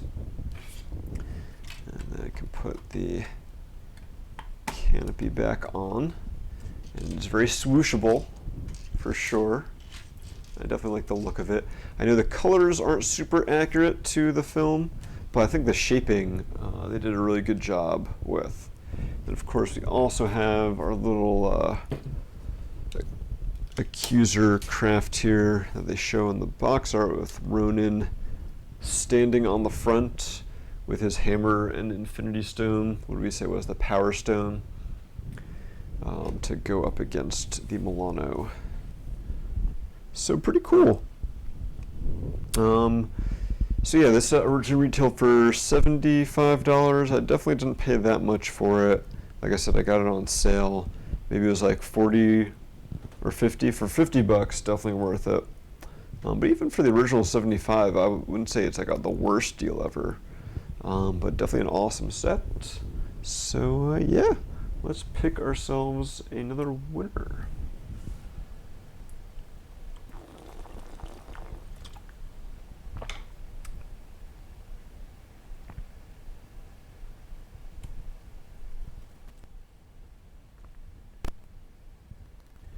Toe of Pie, congratulations, you've won an Elite TIE Fighter pilot buildable figure.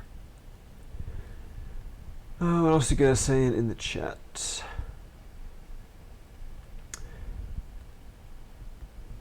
Yes, the color scheme, I think on like all three of the Milanos is slightly different. So yeah, this one is like key orange and blue. The other one is blue and orange. And this one is all orange. And yeah, you can say that it was rebuilt at the end of the first Guardians of the Galaxy, but they even like have a line in there that's like, yeah, we tried to get it as close to the original as possible, but apparently not that close. All right, so next up, our other build for today, we have got 76107 Thanos Ultimate Battle, which features the Milano and Iron Man and Thanos and Gamora and Peter and the Infinity Gauntlet. So this is supposed to take place on, where was it, Titan, I believe, the kind of ruins of Thanos' homeworld. If you wanted this to be like super accurate, it should have Spider-Man and Doctor Strange and Mantis and Drax in there as well. Anything else I'm forgetting? I think that's it. But yeah, also features the Milano, and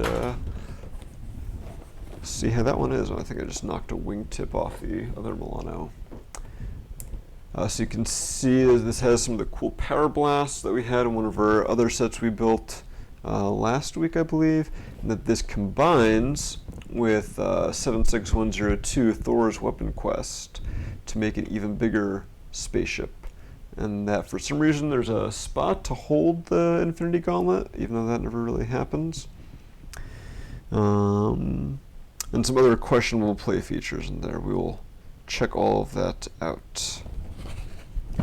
Alright, let's attach that wing back to our spaceship. Scoop those off to the back.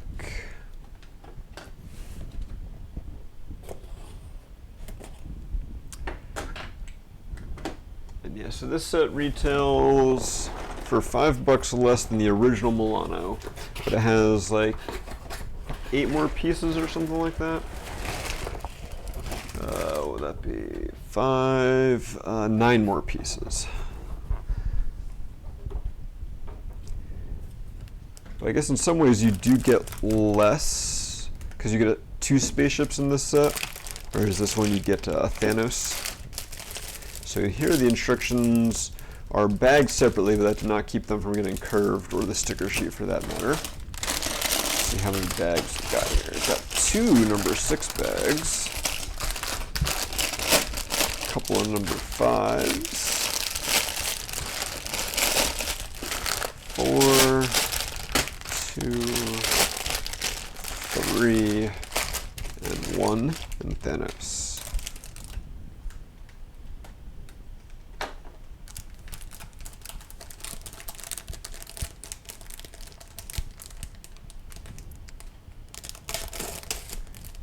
Wait, this isn't the Milano?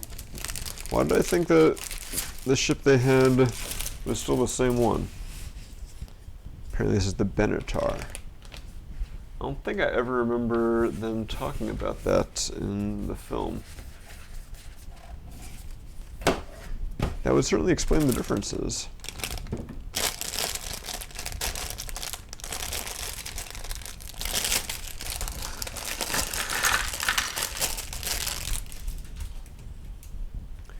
Here's our sticker sheet. You can see we've got some for the ship, some for Iron Man.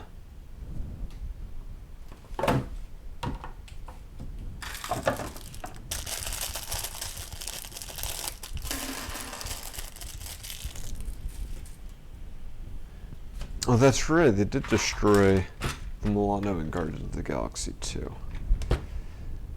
Have not seen that movie since it came out in theaters, I guess, so it's a little fuzzy in my memory. Alright, so get to start off with good old Thanos. Yeah, usually there's a perforation on these bags to make it a little easier to open.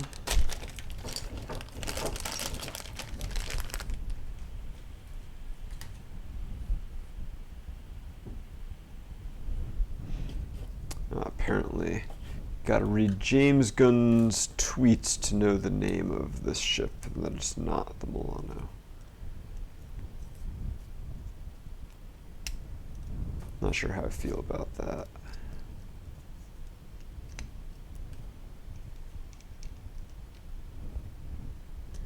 Alright, so there's Thanos. Take a look at him in a sec.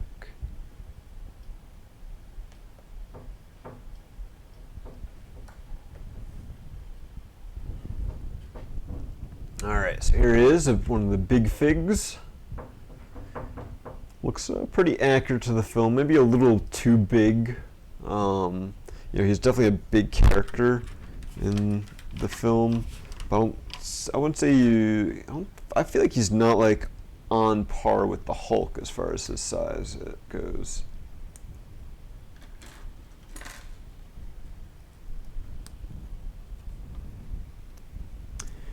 And so we give him a sword, and he can hold on to that thanks to the lightsaber bar piece. He has a decent amount of posability, although the armor here keeps his arms from going up too far. But he can still pose with it a little bit. And then we've got our Infinity Gauntlet. And we've got Peter. He doesn't have his mask this time, or helmet. I guess it's kind of a mask.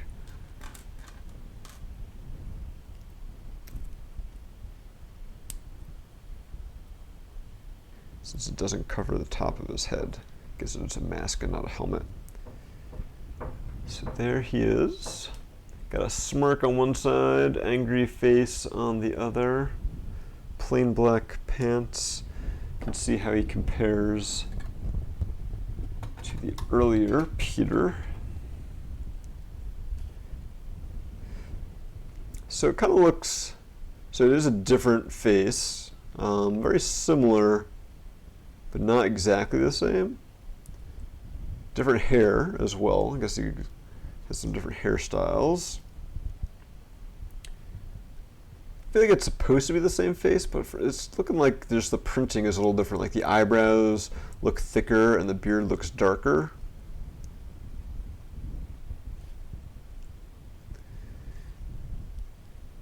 And then his jacket looks like it's the same jacket, but just like unzipped. So that's kind of a nice little continuity there.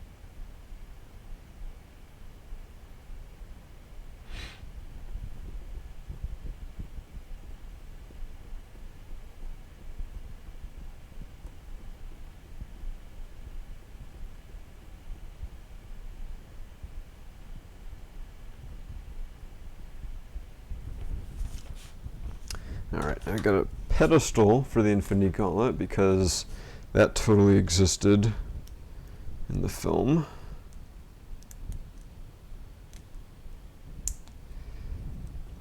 And I don't know what it was about Guardians of the Galaxy 2 that didn't quite capture me like the first one did.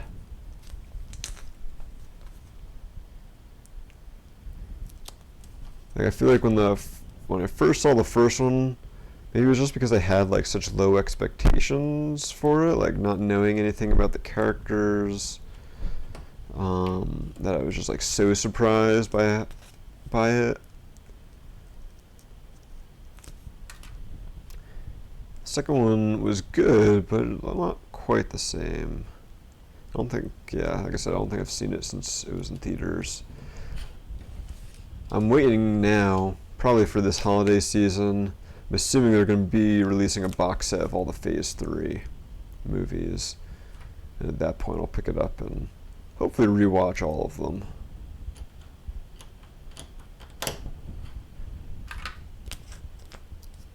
Can't think of like a bad movie in Phase 3 that I don't want to rewatch.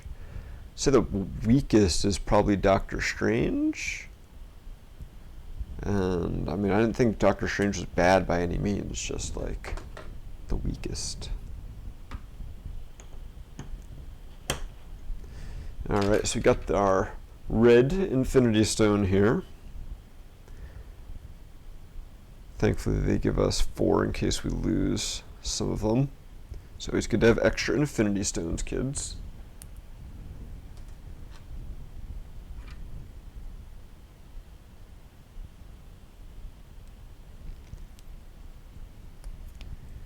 And that goes on its little stand here. Is there a reference anywhere as far as like the proper positions? Here we go. Since I do have 3 of the other Infinity Stones here, I figure I might as well load it up. So I'm referencing the box art here as far as which stone should go where.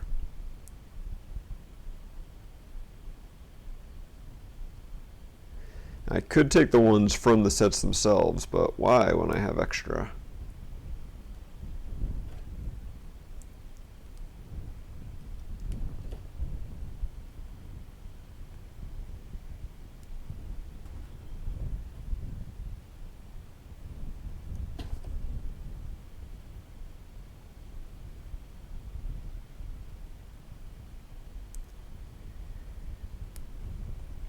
Alright, so we've acquired 4 of these 6 Infinity Stones. I guess the ones on the knuckles don't really have too much of a socket, so gotta be careful lining them up there. And once they're in there, it feels like it's not going to be easy to remove them. There we go. There is the Infinity Gauntlet. Missing what, the Mind and the Time Stone from Vision and Doctor Strange. And then you just pop off his hand. You can pop on the gauntlet. Then if you want, you can display his hand on a pedestal.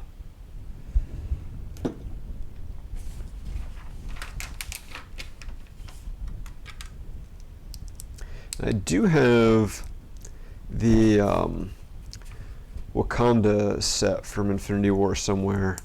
Actually, I got it at Philly Brickfest last year, which is going on right now, this year.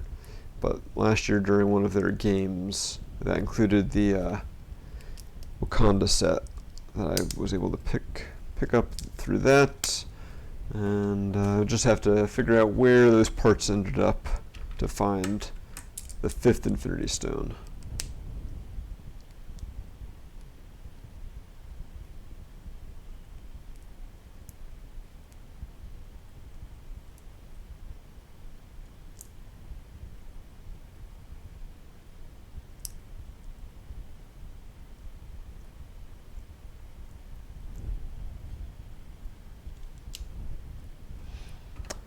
Yeah, I guess I think the only Phase 3 movies I've seen multiple times are Black Panther, that I saw twice in theaters, and Endgame, which I rented last Wednesday to watch before seeing Endgame.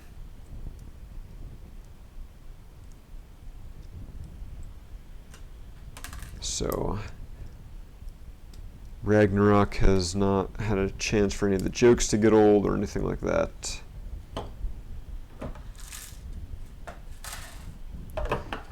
So we have this little buggy thing, plenty of clips for weapons, which is nice.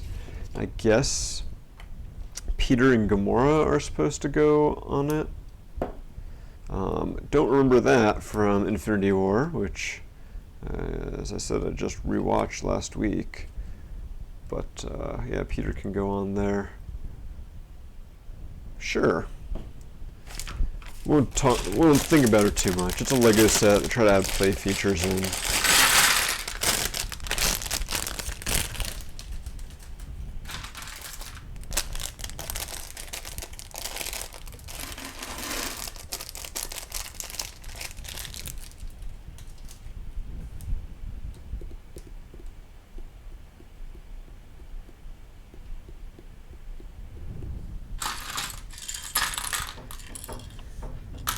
Alright, so bag 2. We've got Gamora.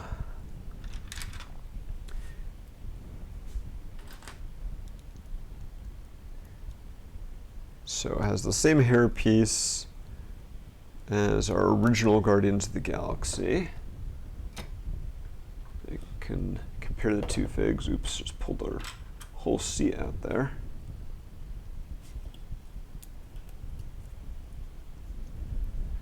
So let's see how the two versions of Gamora compare. So very different outfits, but clearly the same fig, if only because of the hair and the face. Although they do have different heads. You can see on the Guardians of the Galaxy she had a closed mouth. In Infinity War her mouth's open, and she looks a little angrier in Infinity War 2. Understandably so.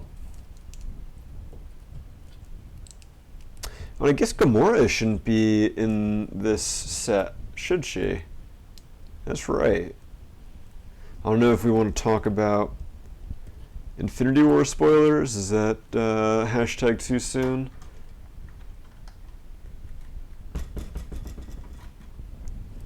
But she can go on the little ship thing with Peter.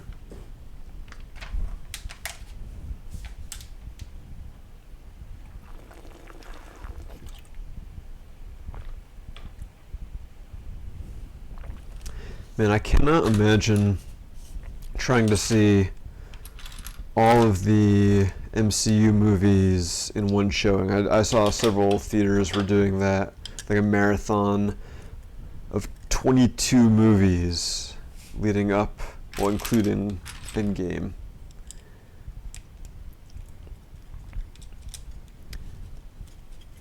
Like, how many... I know someone told me how many hours that is, but that's just like... That's just so much time. I have other things I need to do in my life over, I don't know, whatever it was, like 2 days. I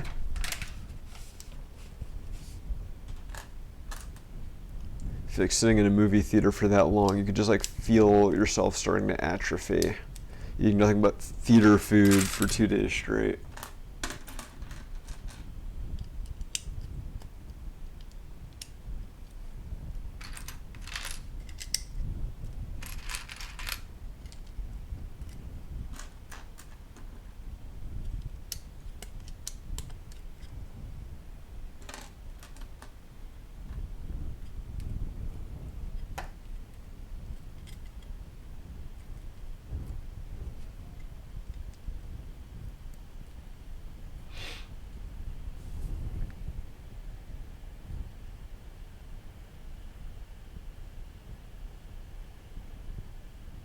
$58 hours for all those movies, huh?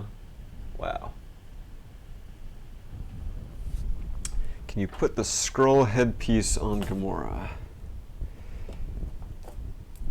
Is it the same shade of green? Yes.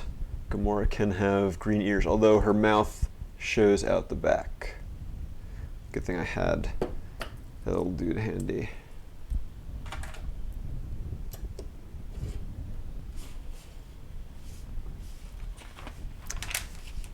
I wouldn't say I gave away anything by saying that Gamora shouldn't be in this set. She could have just been somewhere else at that point in the film. And that might have been a giveaway.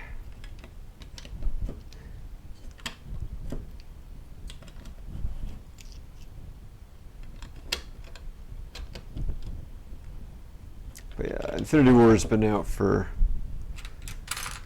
over a year at this point, so if you haven't seen it and are watching this, can't really be too upset about spoilers.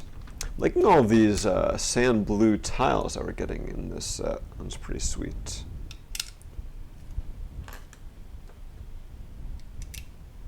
Ooh, and a bunch of the newer 1x3 jumper plates.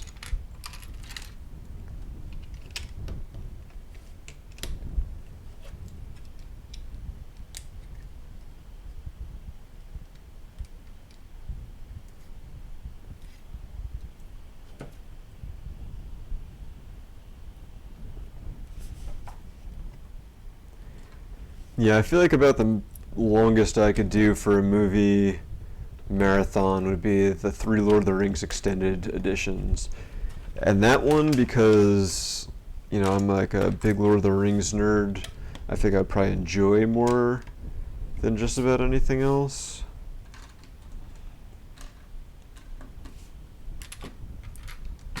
Like, I could see spending a weekend marathoning like Star Wars or something like that, but that wouldn't be like back to back to back. I would definitely take breaks and like go to sleep in between. Especially if you're doing, I guess after this December, that would be what, all 11 films? Assuming all 11 live action films will qualify that.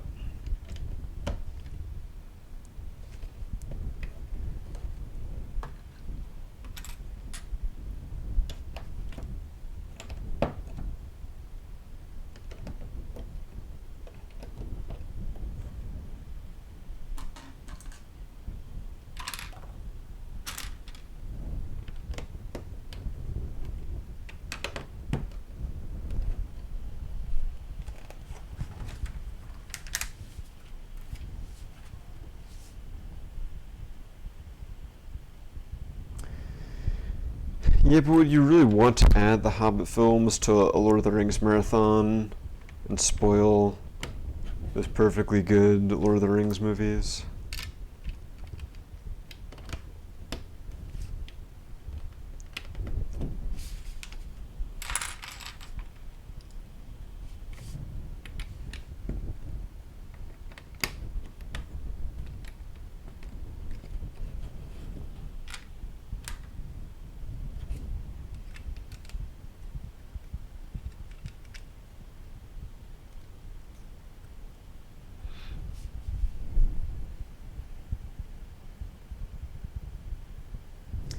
You have to watch the holiday special in your Star Wars marathon. See, that was never theatrically released, so you know, technically not a Star Wars film. And I've actually only seen the Clone Wars movie once, and that was after it was in theaters. That was when I finally watched the Clone Wars series after it ended. After everyone had spent like years telling me how good it was, I finally decided to give it a chance. Enjoyed the heck out of it. Definitely kind of sad I waited so long on it, but I caught up. Back on the bandwagon.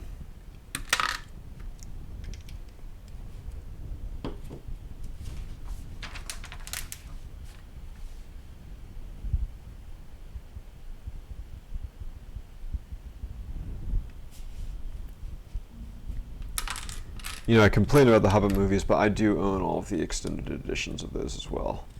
Honestly, I feel like I've heard that someone has already done this, but what I would like to do with those is do like a fan edit where you cut out like all the superfluous stuff they added and just try to come up with a story that is much closer to like the original book and of a much more reasonable length.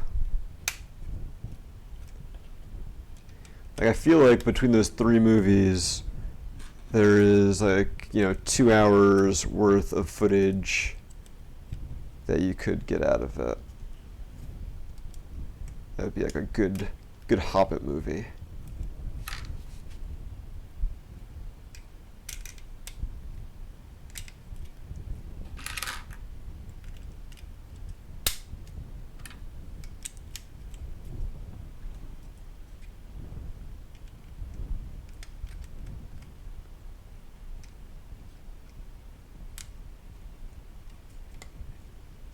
Yeah, pretty much Kopaka's could come in and cut out all that stuff.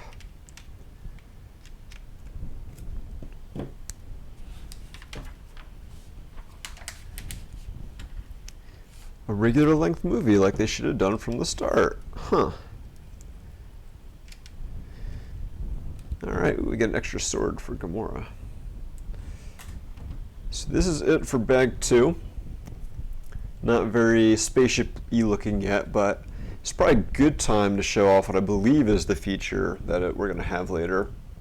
You can see this 1x2 plate with the red clips on it, and that's on the back of our little thingy here. We've got this Mixel ball joint, and that pops right in there, and it's not like a super strong connection, or you can easily pop it back out, so it's this good little temporary connection that you can do there.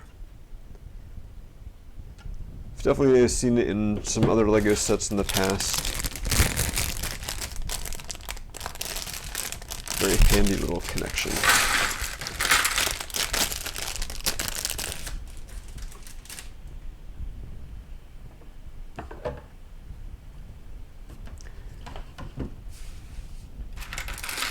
Yeah, I definitely went into the first Hobbit movie with like some trepidation and came out very happy. I saw it, I want to say I might have seen that 3 times in theaters. Because it like stayed pretty close to the book, I felt, until like the very end when they started getting some more of like the orc subplot going on. But even the stuff they added in the first book, I felt like it wasn't too bad. But like it was after that first film that it just like kept diverging more and more. Made it so hard to watch. I'm like, no, I love this book so much. I actually listened to the audiobook for The Hobbit recently. And then the new Star Wars book came out, Master and Apprentice, which is awesome. And then this coming week there's another Star Wars book coming out. Actually, I think it's audio only. And so once that comes out and I get through that, I'm going to go ahead and listen to The Lord of the Rings. It's going to be the first time I've like read, quote unquote, read those books in quite a while. So I'm looking forward to it.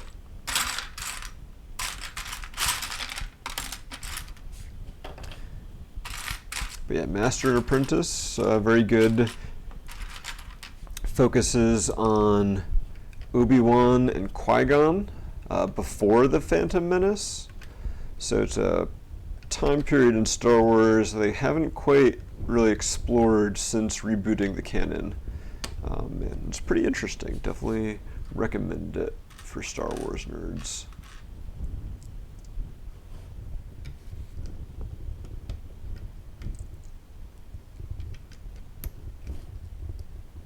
I think this new audio book that's coming out, and it's like a full cast audio production. It's like audio drama, maybe is the best way to put it, is going to be about Count Dooku. So I'm looking forward to that as well.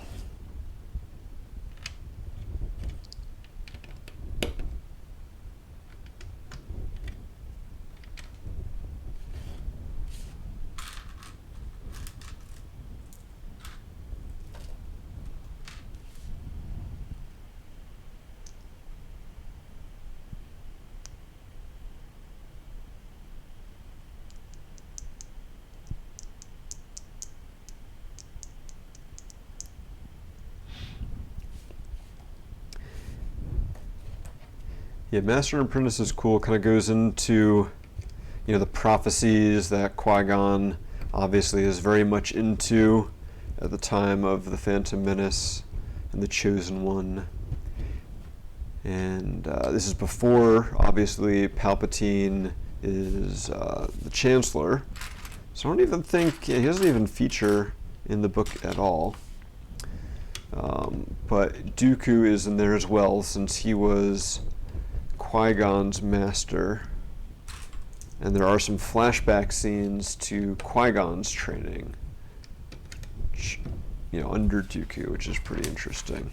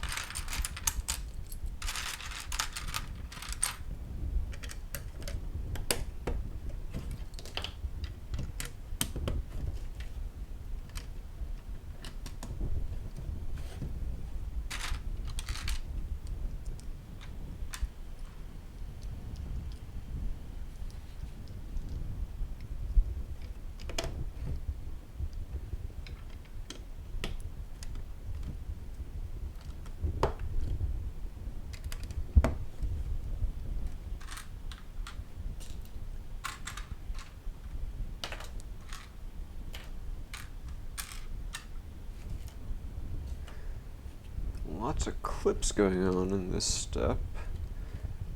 See what it's going to be like for the wings? Yep. Curious to see how that is going to all come together, because it looks like they're at a little bit of an upward angle.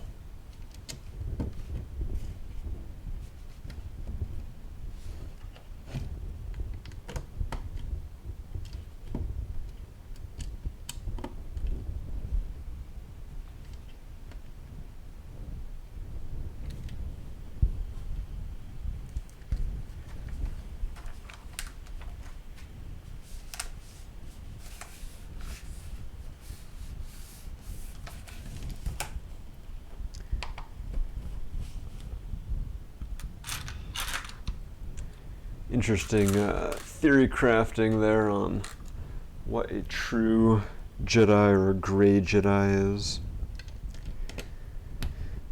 Obviously none of that's quite been spelled out in the new canon, but I definitely see what people are getting at with those kind of ideas. Curious to see if those are embraced at all in the story, or if they just kind of remain fan categorizations and fan theories.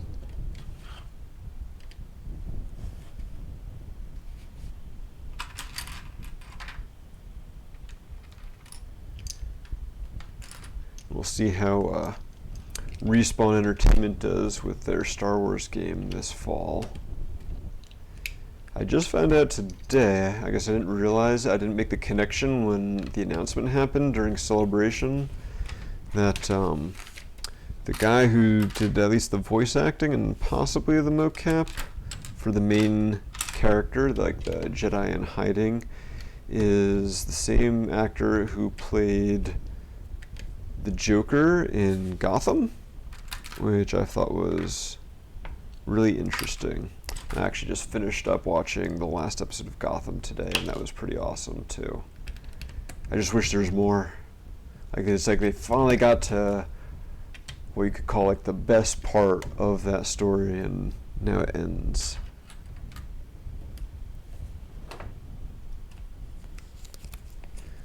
Time for some stickers on some 1x6 tiles. Looks like they're gonna be kind of like control panels for the inside of the ship.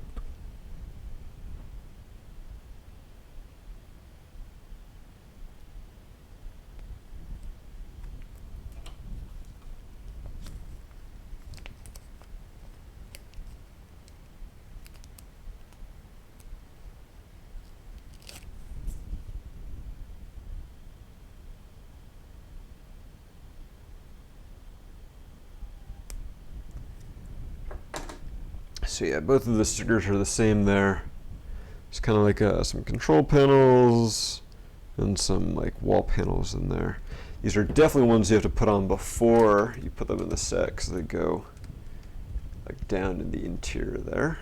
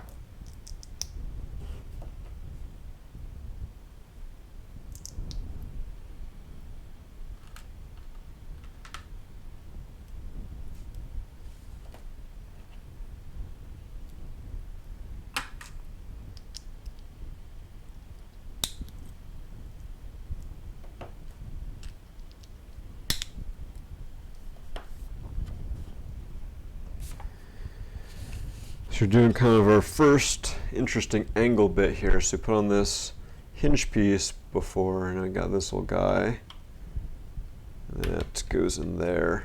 Pretty much has to stay at most of an angle, has a little bit of wiggle room. And get one of those on the other side as well. Interesting shaping.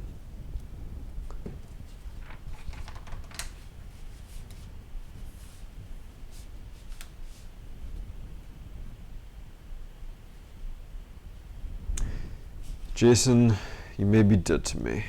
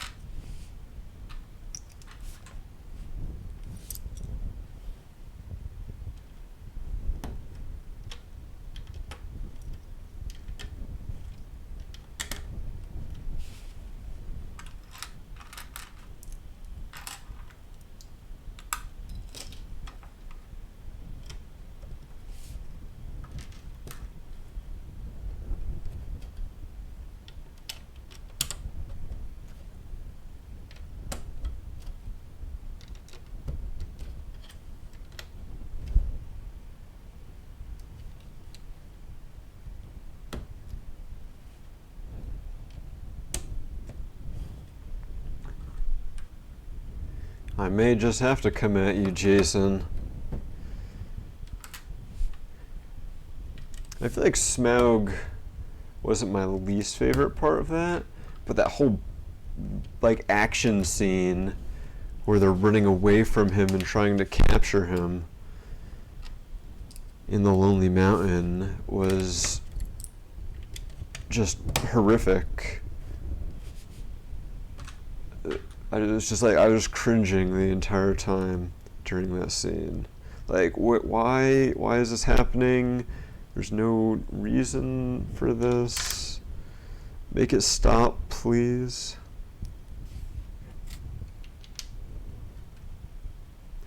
This is pretty cool. Had these headlight bricks inset here. They're putting a couple slopes in. And lines up really well with the other side. Gives us some interesting shaping.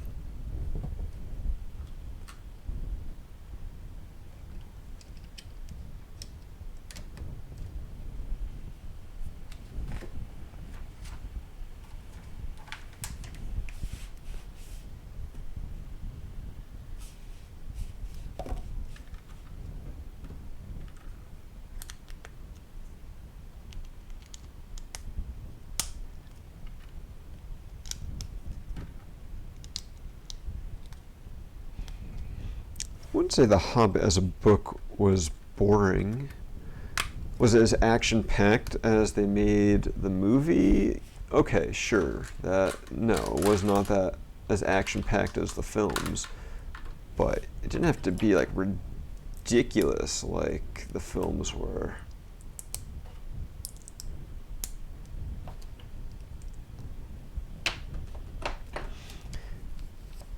Like taking some liberties with like the troll scene that actually happened in the book. That's fine. Add some more action to the scenes that actually happened.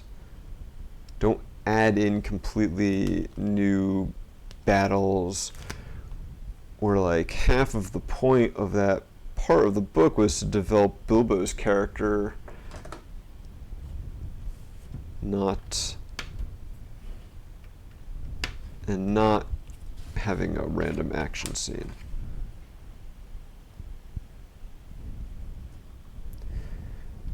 It's gonna be something I never see eye to eye with other people on because The Hobbit is like my favorite book of all time. So I'm never gonna agree with you on that, Jason.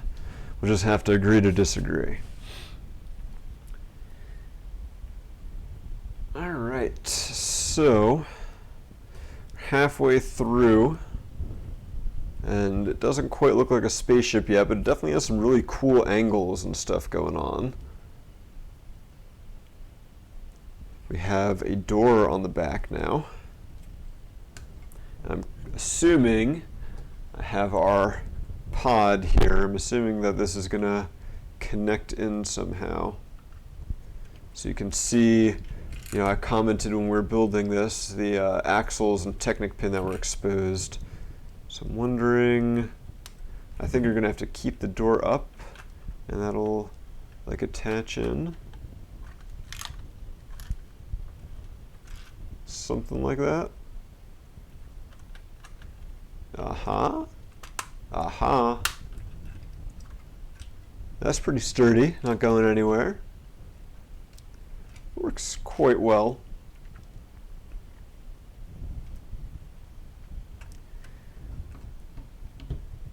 And then just gotta pop that off and pop that out.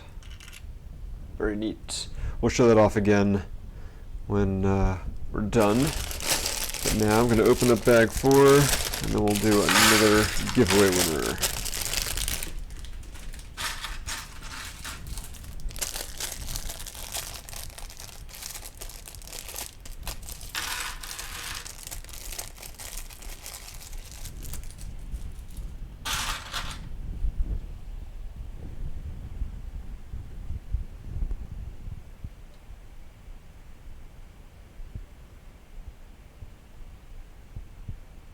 All right, next winner.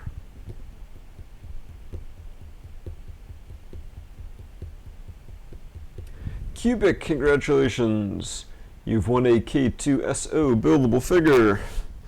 We'll be in touch to get you your prize. All right, looks like bag 4 is going to be mainly focused on building the canopy for the cockpit.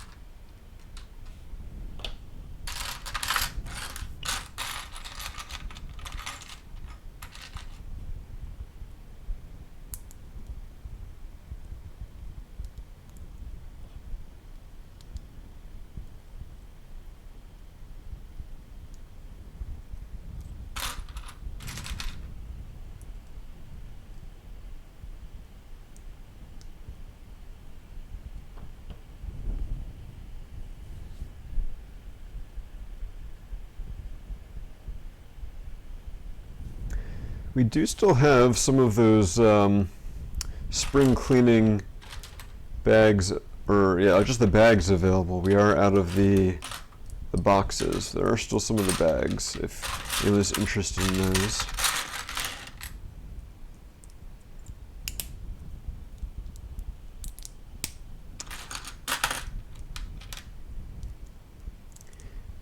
And yes, the dwarves were not the most exciting characters in the book, but I always saw the book more about Bilbo and not the dwarves. I mean, it was kind of like Bilbo, Gandalf, Thorin, Balin, Fili Kili, Bomber, and everyone else. No one else really gets a lot of development for sure. And I think it was fine that the movies tried to expand on that. And I think they did a good job for the most part, trying to give each one its own unique personality.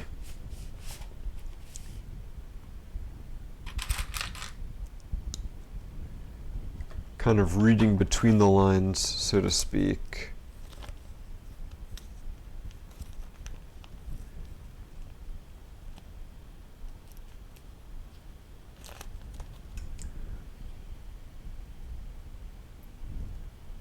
Like someone said in the chat, I think it might have been Toe of Pie, like, fine with them adding stuff, just as long as the stuff fits with what was already there. So you got our control panel here, I believe has some kind of interesting printing on it.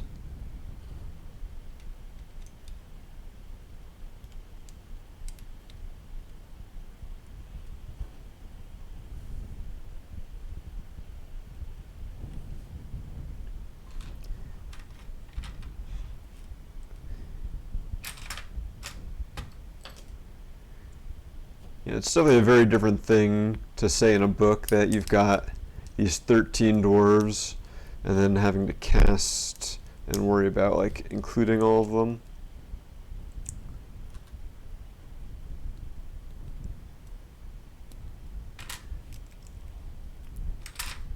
Like one thing I guess that I'll give the movie a little bit of credit for doing better. Well, maybe not better, but doing in a way that I can understand was in the Misty Mountains when they're escaping from the goblins.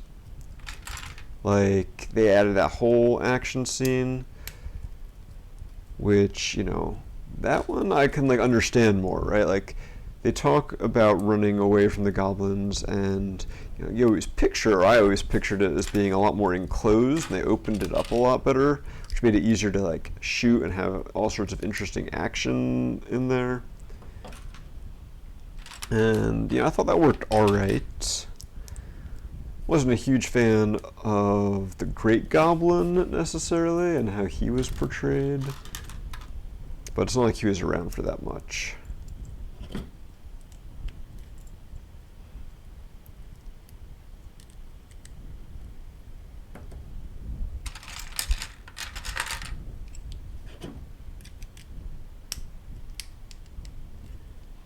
I feel like they try to do too much to make it another Lord of the Rings when it was never intended to be another Lord of the Rings. It was a kid's book, and not like an epic fantasy novel.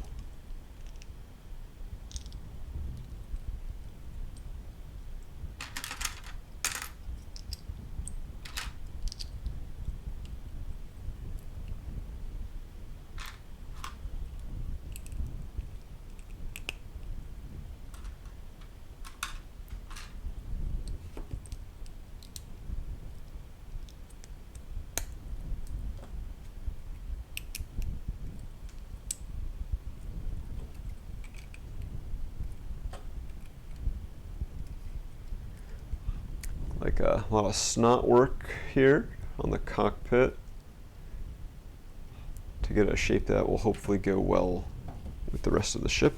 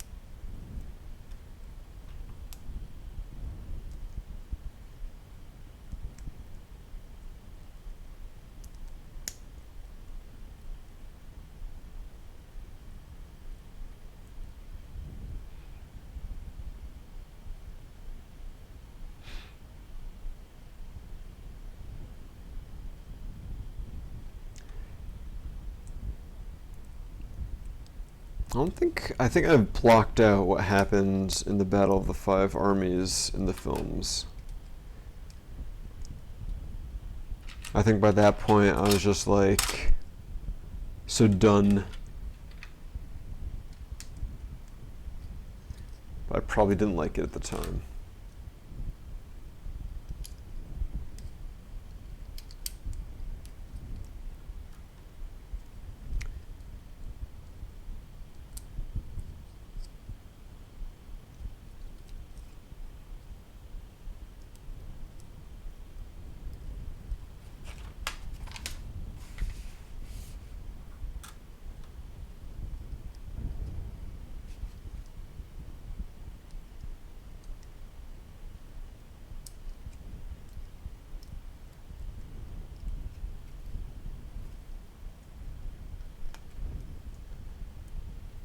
I was gonna say 41 years ago. I think you're a little early on when, or a little late on when The Hobbit came out.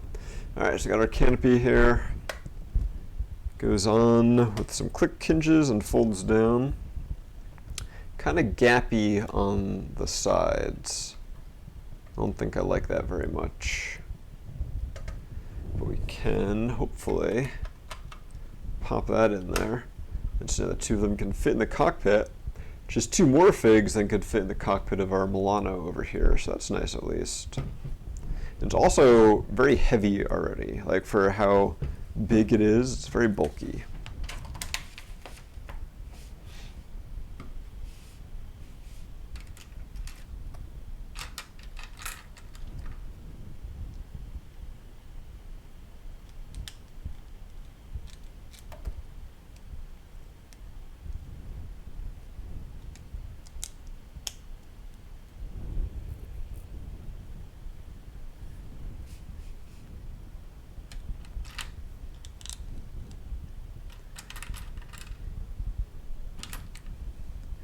Yeah, I'm very nervous to see what Amazon does with their Middle-earth series. Like, it has the potential for being something really awesome or really awful. And unfortunately, we just gotta wait and see which one it is.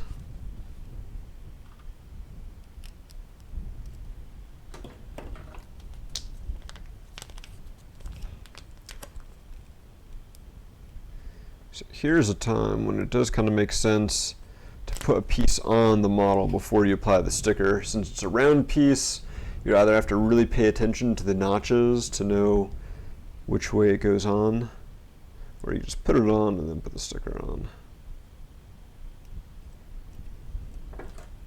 There's our sticker. Looks like a little hatch design there.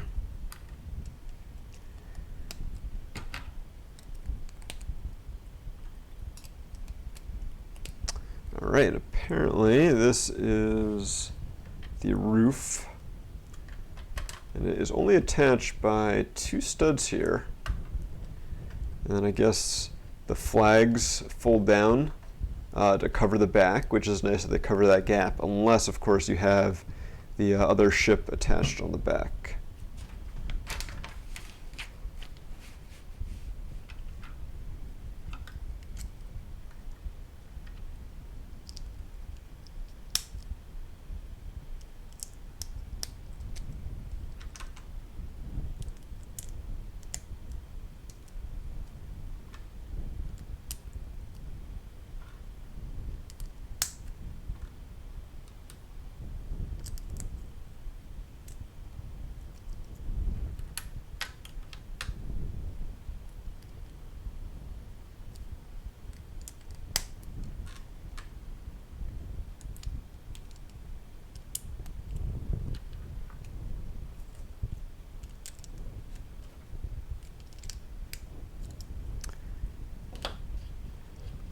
So this is kind of interesting. On the back wings here, you've got one click hinge and one 1x2 plate with a clip on it. And that goes into two click hinges. I'm not sure why they only gave it one click hinge. Maybe it would have been like too much friction to turn it otherwise. but that is that.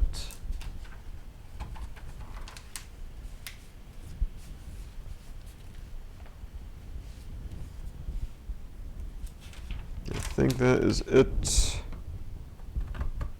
for bag 4.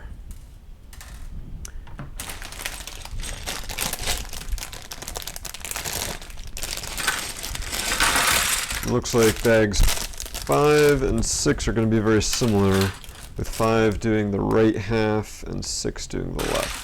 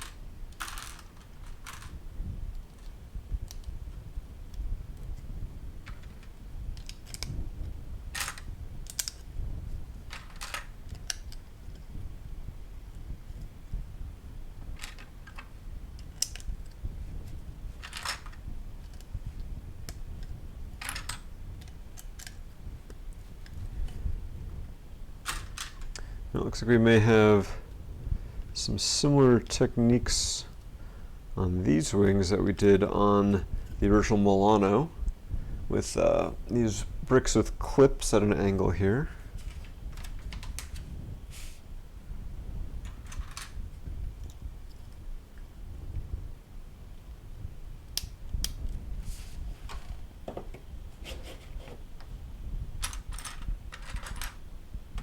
Got a lovely lime green brick going in the middle of it.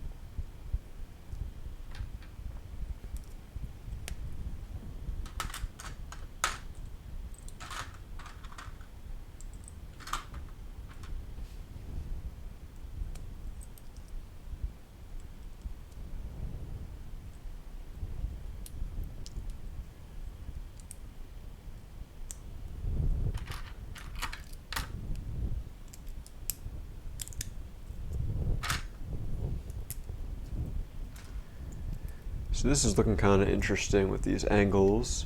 I'm curious to see what this gets used for, since it's some plates with bars and some click hinges.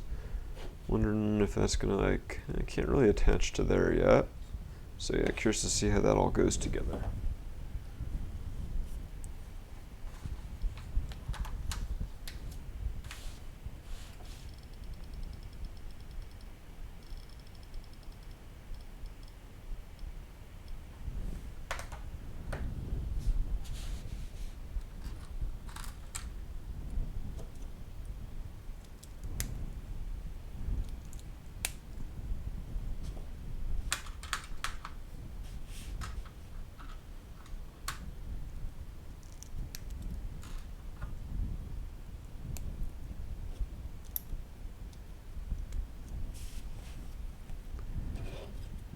Where is this going on? Here? Yep. Definitely getting some really interesting shaping on the wings here.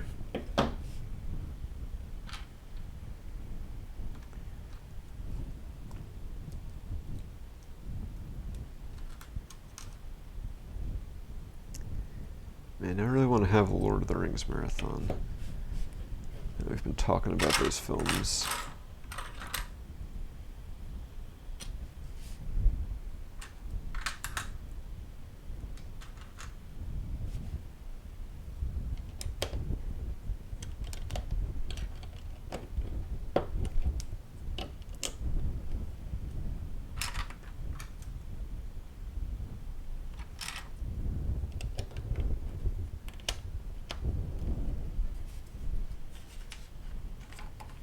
See there, Kopaka's cool companion. It has a very precise time, Tovepie. Alright, lime green brick is now completely hidden. I do think it's interesting that we've got the same piece on the top and bottom here, but it is offset by one stud to create a similar shape, but with a slight overlap here.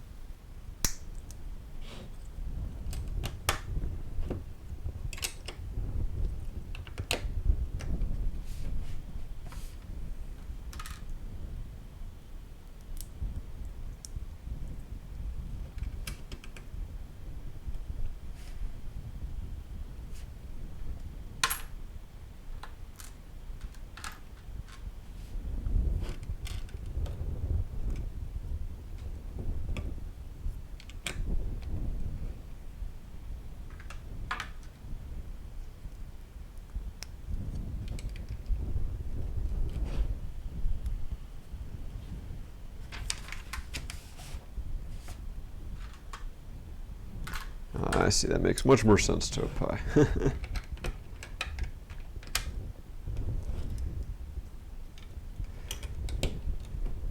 Guess I had lost track of time a little bit, wasn't sure when exactly it was.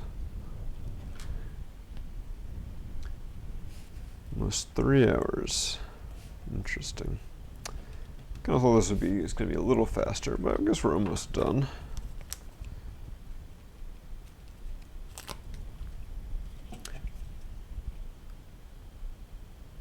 Got another sticker. Didn't realize we were going to do, so I put the part on first. It's got like an arrow going on, not sure why. Yeah, I'm not quite sure what that sticker is supposed to be meaning.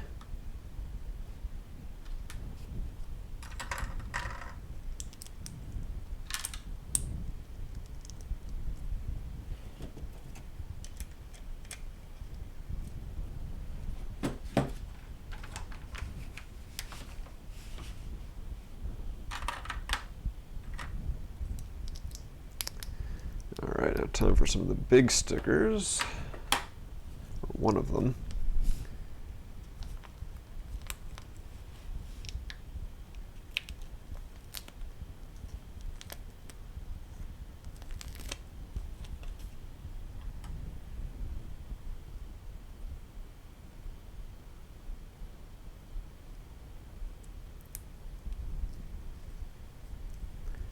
There we go.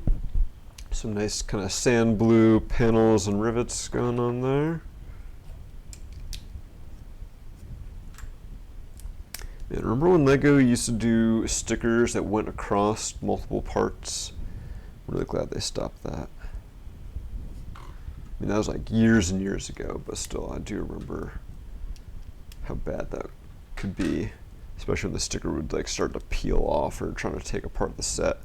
You gotta keep those parts together, or take the sticker off and ruin it.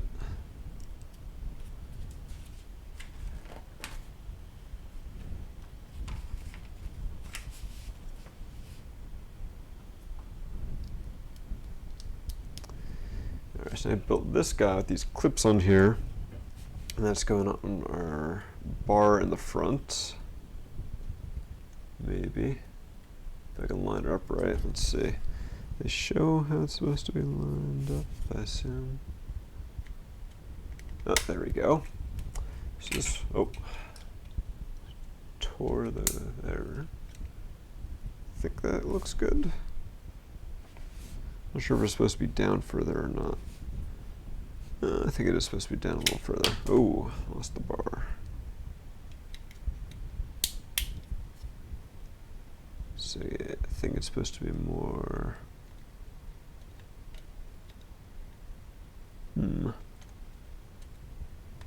Like that. There we go. Go with that.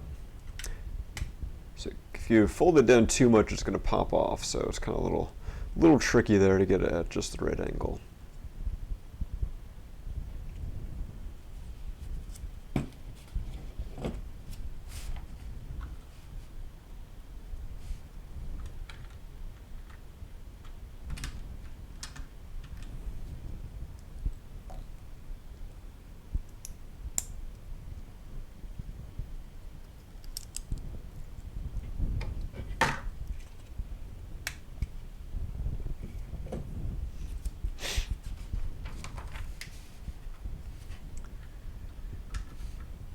Looks like we're almost done with number 5 here.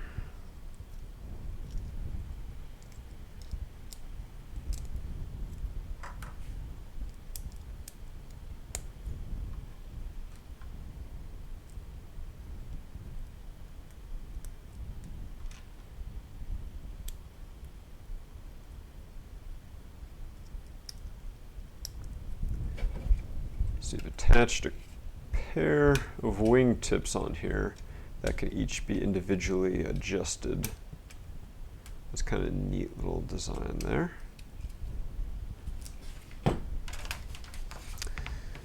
Now, similar to our Milano, we're adding on some downward thrusters. I like the purple dish here. That's a pretty cool color to have that part in. That pops down on the bottom there, and the whole thing attaches with some clips and bars. Get those out of the way. There we go. And so having these parts over here keeps the wings kind of tilted upward a little bit, and you can fold that down. It looks pretty awesome. Is that like the compound angles and everything going on there? I didn't get that thruster all the way there. There we go. Very cool. I am noticing that it does keep this part from going down all the way, which is a little distracting, I feel.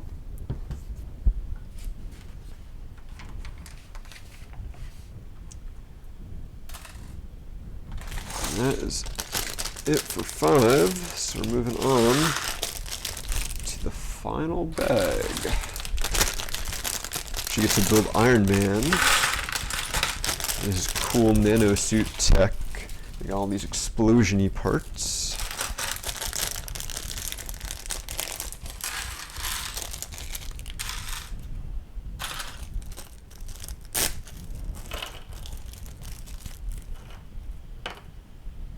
Got some of those in Thor's Weapon Quest as well.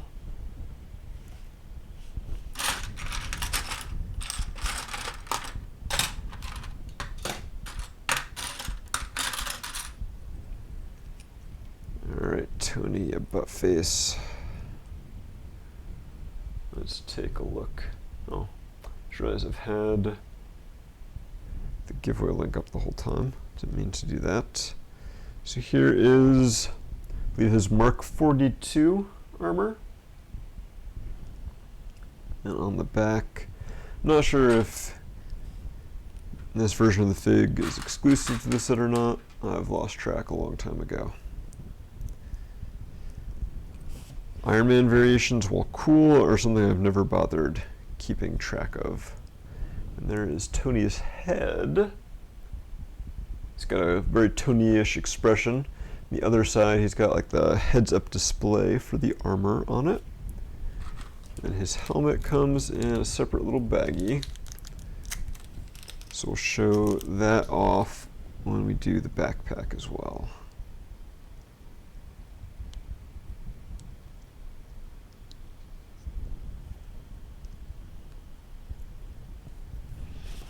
So yeah, the backpack's got like 4 identical little thruster pods, I guess you call it, on there.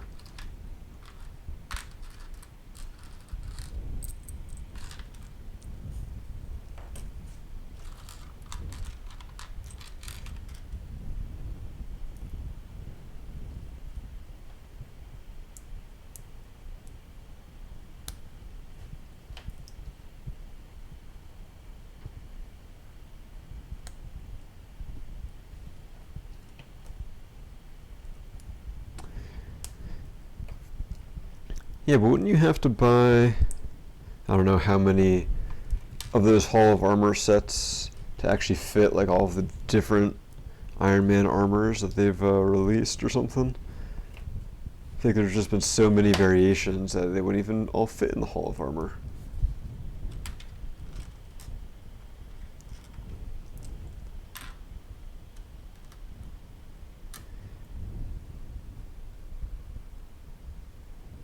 And I'm not going to even make any other comments about it. But I could.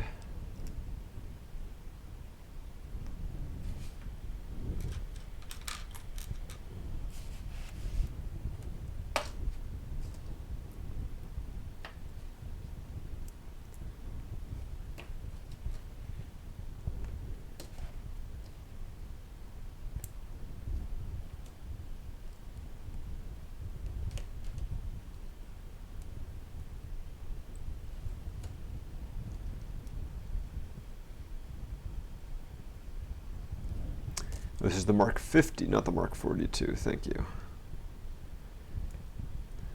Definitely lost track.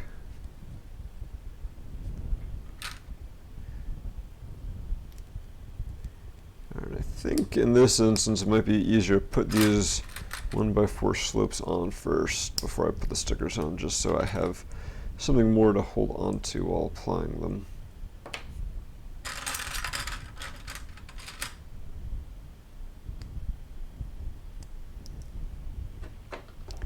I got 4 identical stickers. Make sure I put them on the right way.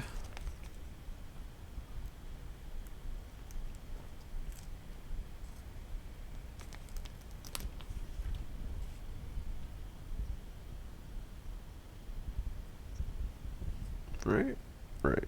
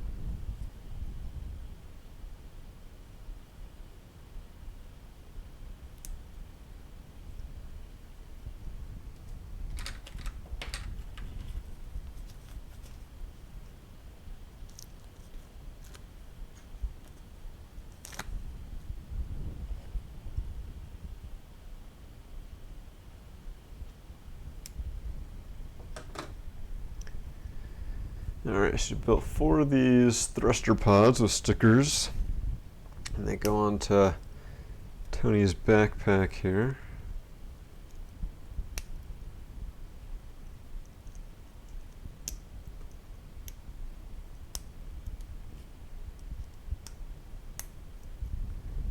There we go, and then, if this wasn't enough, we got, all these effects pieces. And since the thrusters have these 1x1 round plates with a through hole in them, you can load this up with some thruster effects.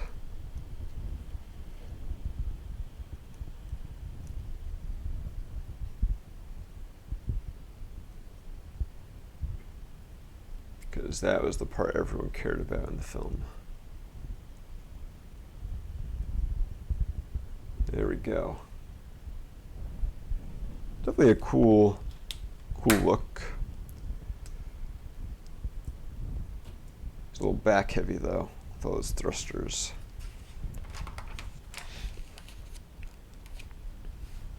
Oh man, and they really go all out with these effects. But I can then take one of our little trend clear minifig hand grips. Use that with this. This. One by one round brick.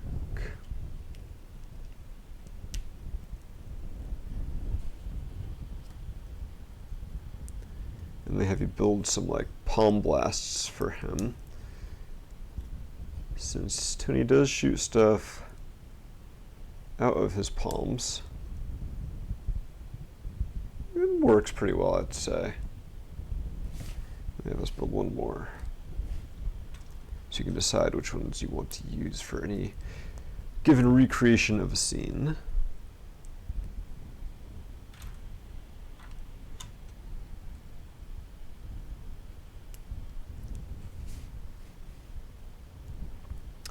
And there is the other one.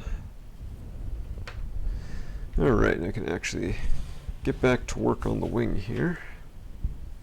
Important stuff.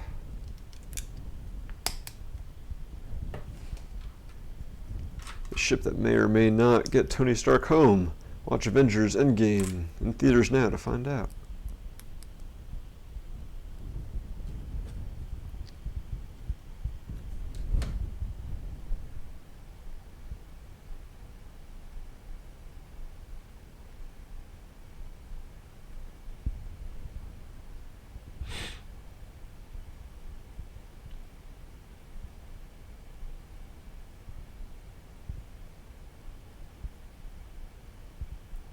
Jeez. Glad someone's doing the work on tracking all these Iron Man armor variants. Alright, see you later, Tove Pie. Thanks for joining us.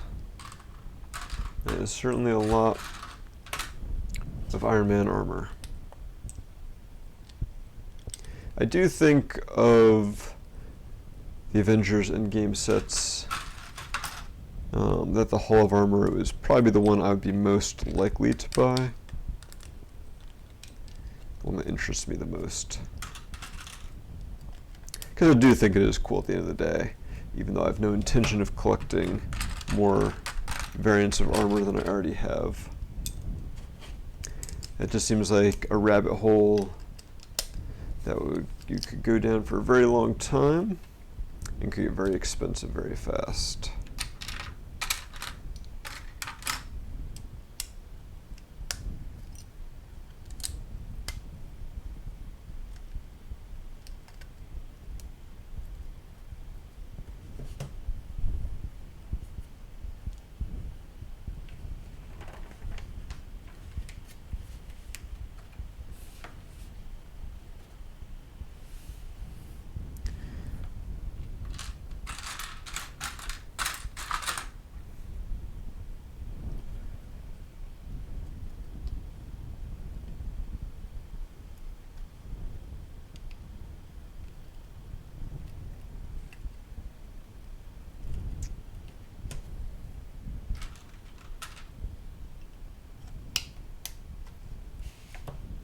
That is certainly an interesting theory there, Jason. I don't think I've heard that one before.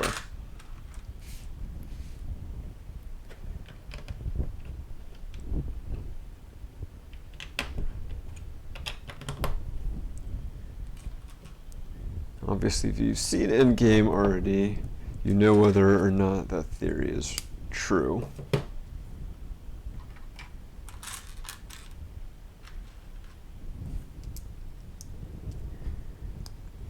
Would really love to talk about it right now, but I know it's much too early to talk about spoilers for that film. Man, so good. Definitely considering going back and seeing it a second time.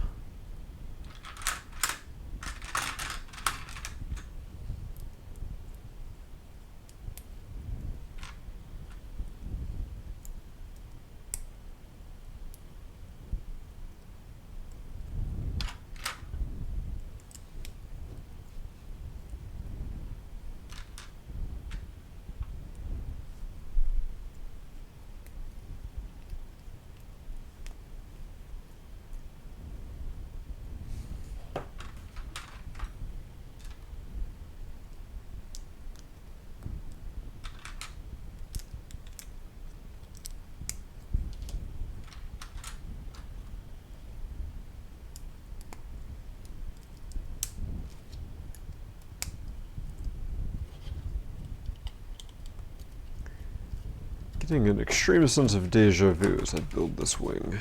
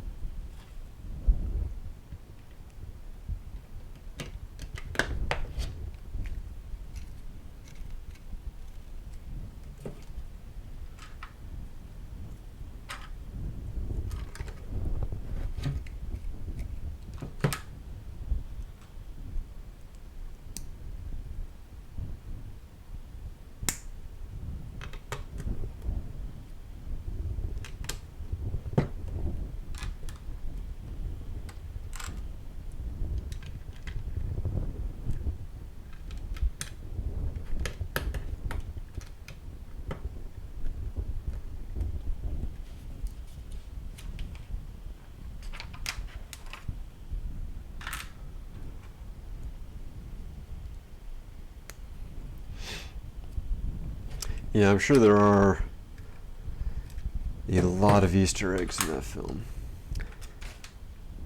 There's definitely one thing that I saw near the end. I'm like, what the heck is that? And I was talking with some people who had seen it, and they're like, oh yeah, that's, you know, such and such. I'm like, oh my god, that makes so much sense. I'm so glad they did that.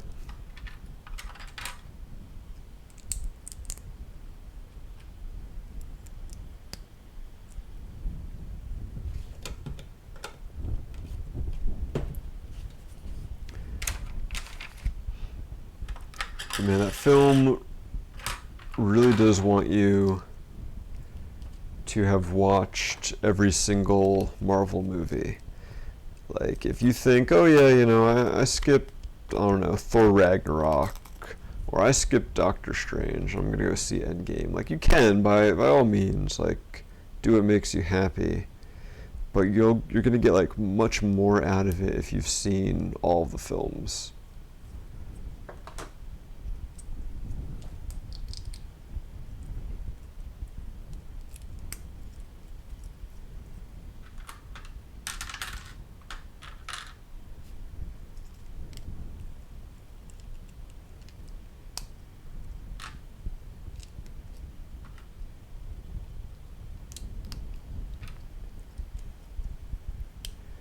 Like, I'm pretty sure just about every film is somehow referenced in Endgame.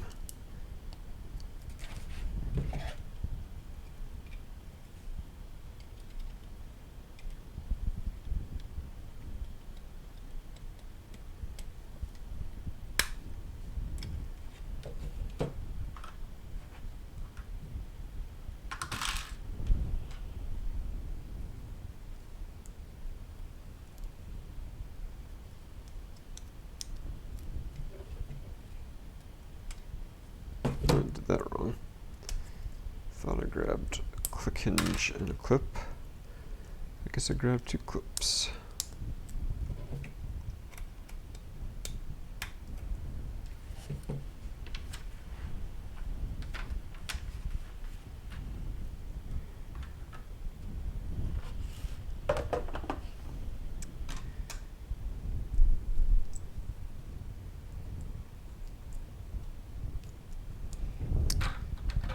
You know, I definitely would not have wanted it to take a bathroom break during the first time I saw the film. Like, even if I could pause, yeah, I was like, no, I need to know what happens, like, next, and what happens next, and what happens next, just like non-stop. Like, I never felt at any point that the film was dragging on or anything like that. It was just like, yes, more of this now. I can definitely see on subsequent viewings being like, you know, okay. Like, I know what's going to happen now. Take a quick break and go to the bathroom. Because because I definitely did have to go by the end of the film, but I was like, nope, I'm not leaving my seat until I am done. All right, I think once we clip this all in here and put in some studs in our stud shooters, that are going to be done.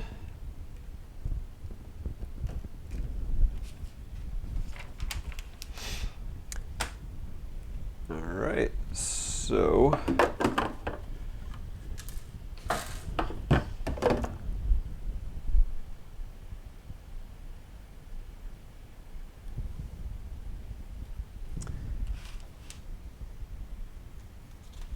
there's that. Don't shoot people in the eyes. Combine with the other set. Get the Infinity Gauntlet, Lego Life, Black Panther sets, inventory. All right, there we go. I think we're good.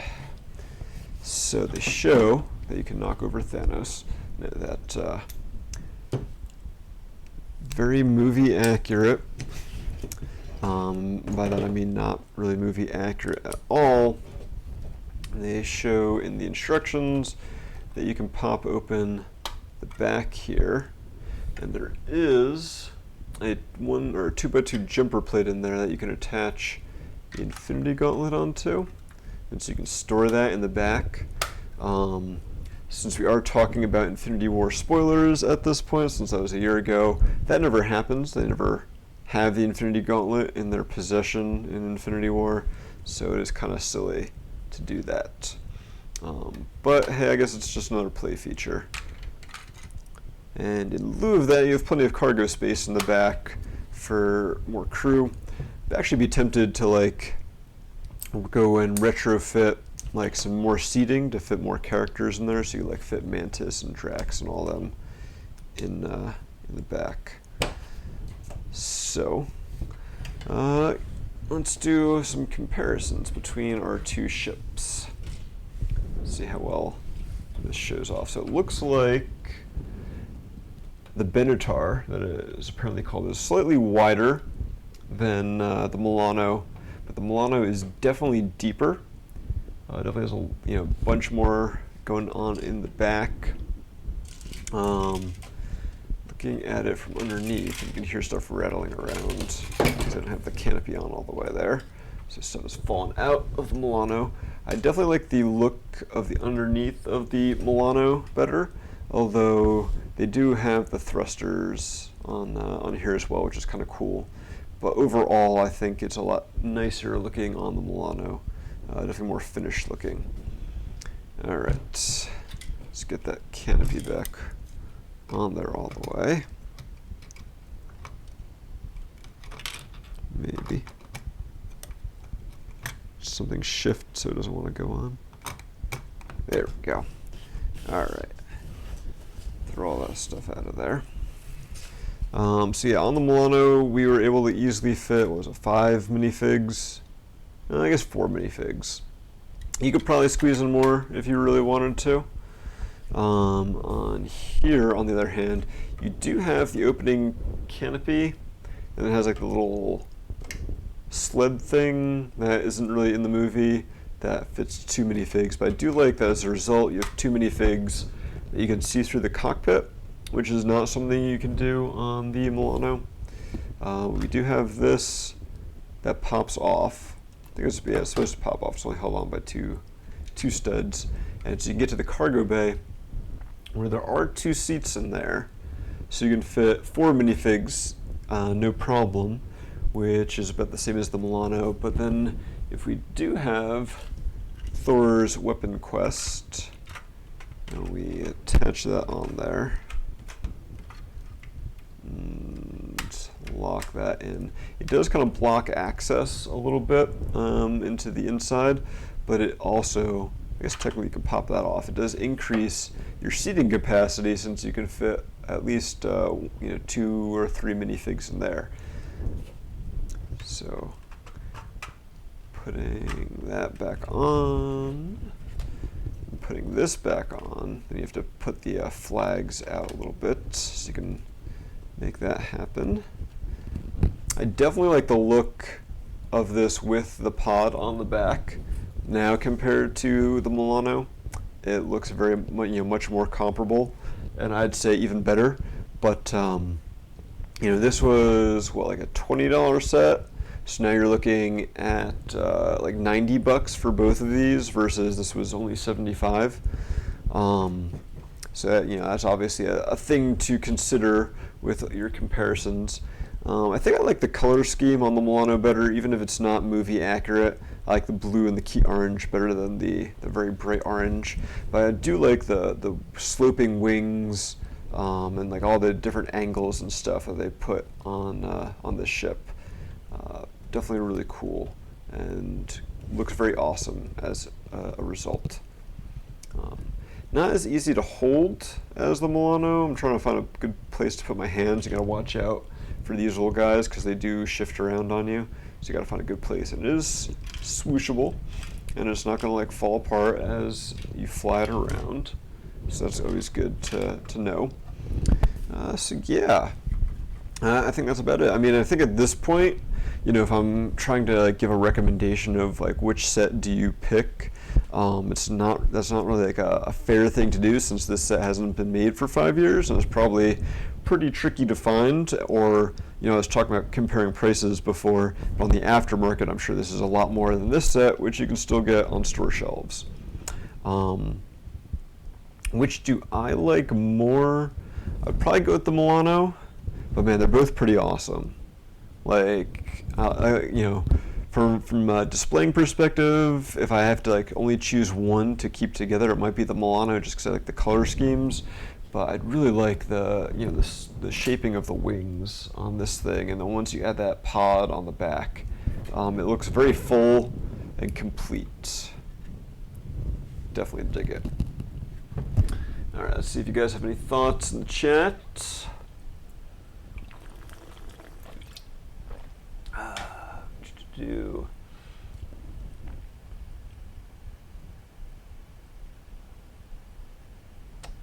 Yes, Infinity War definitely didn't seem like a 2.5-hour movie either. That's how you defeat Thanos, spin the ship and knock him out. Yeah, that might do it.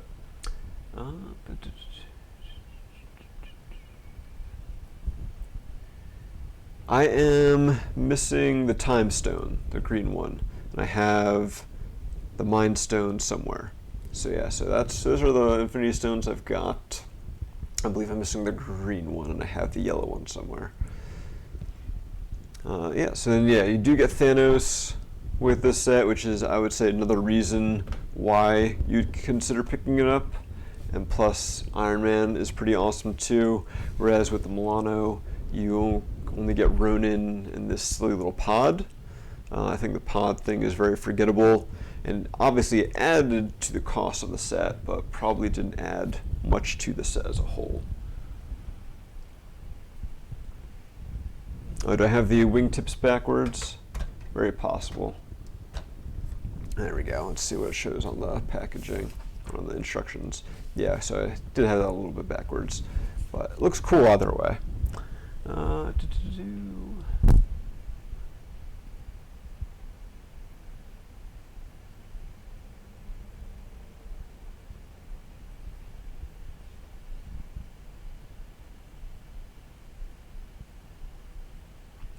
Yeah, Time Stone is only in that Sanctum Sanctorum set, which is actually apparently the only Infinity War set I didn't get, and I wasn't even trying to collect the Infinity War sets. And I somehow managed to get all but that one, so I'll probably go on Bricklink or see if I can trade for someone to get the Time Stone. So I think that's going to wrap things up for today. Thanks everyone for watching. Oh wait, we have one more giveaway to do, of course. Don't want to forget that. That's the important stuff. One more giveaway.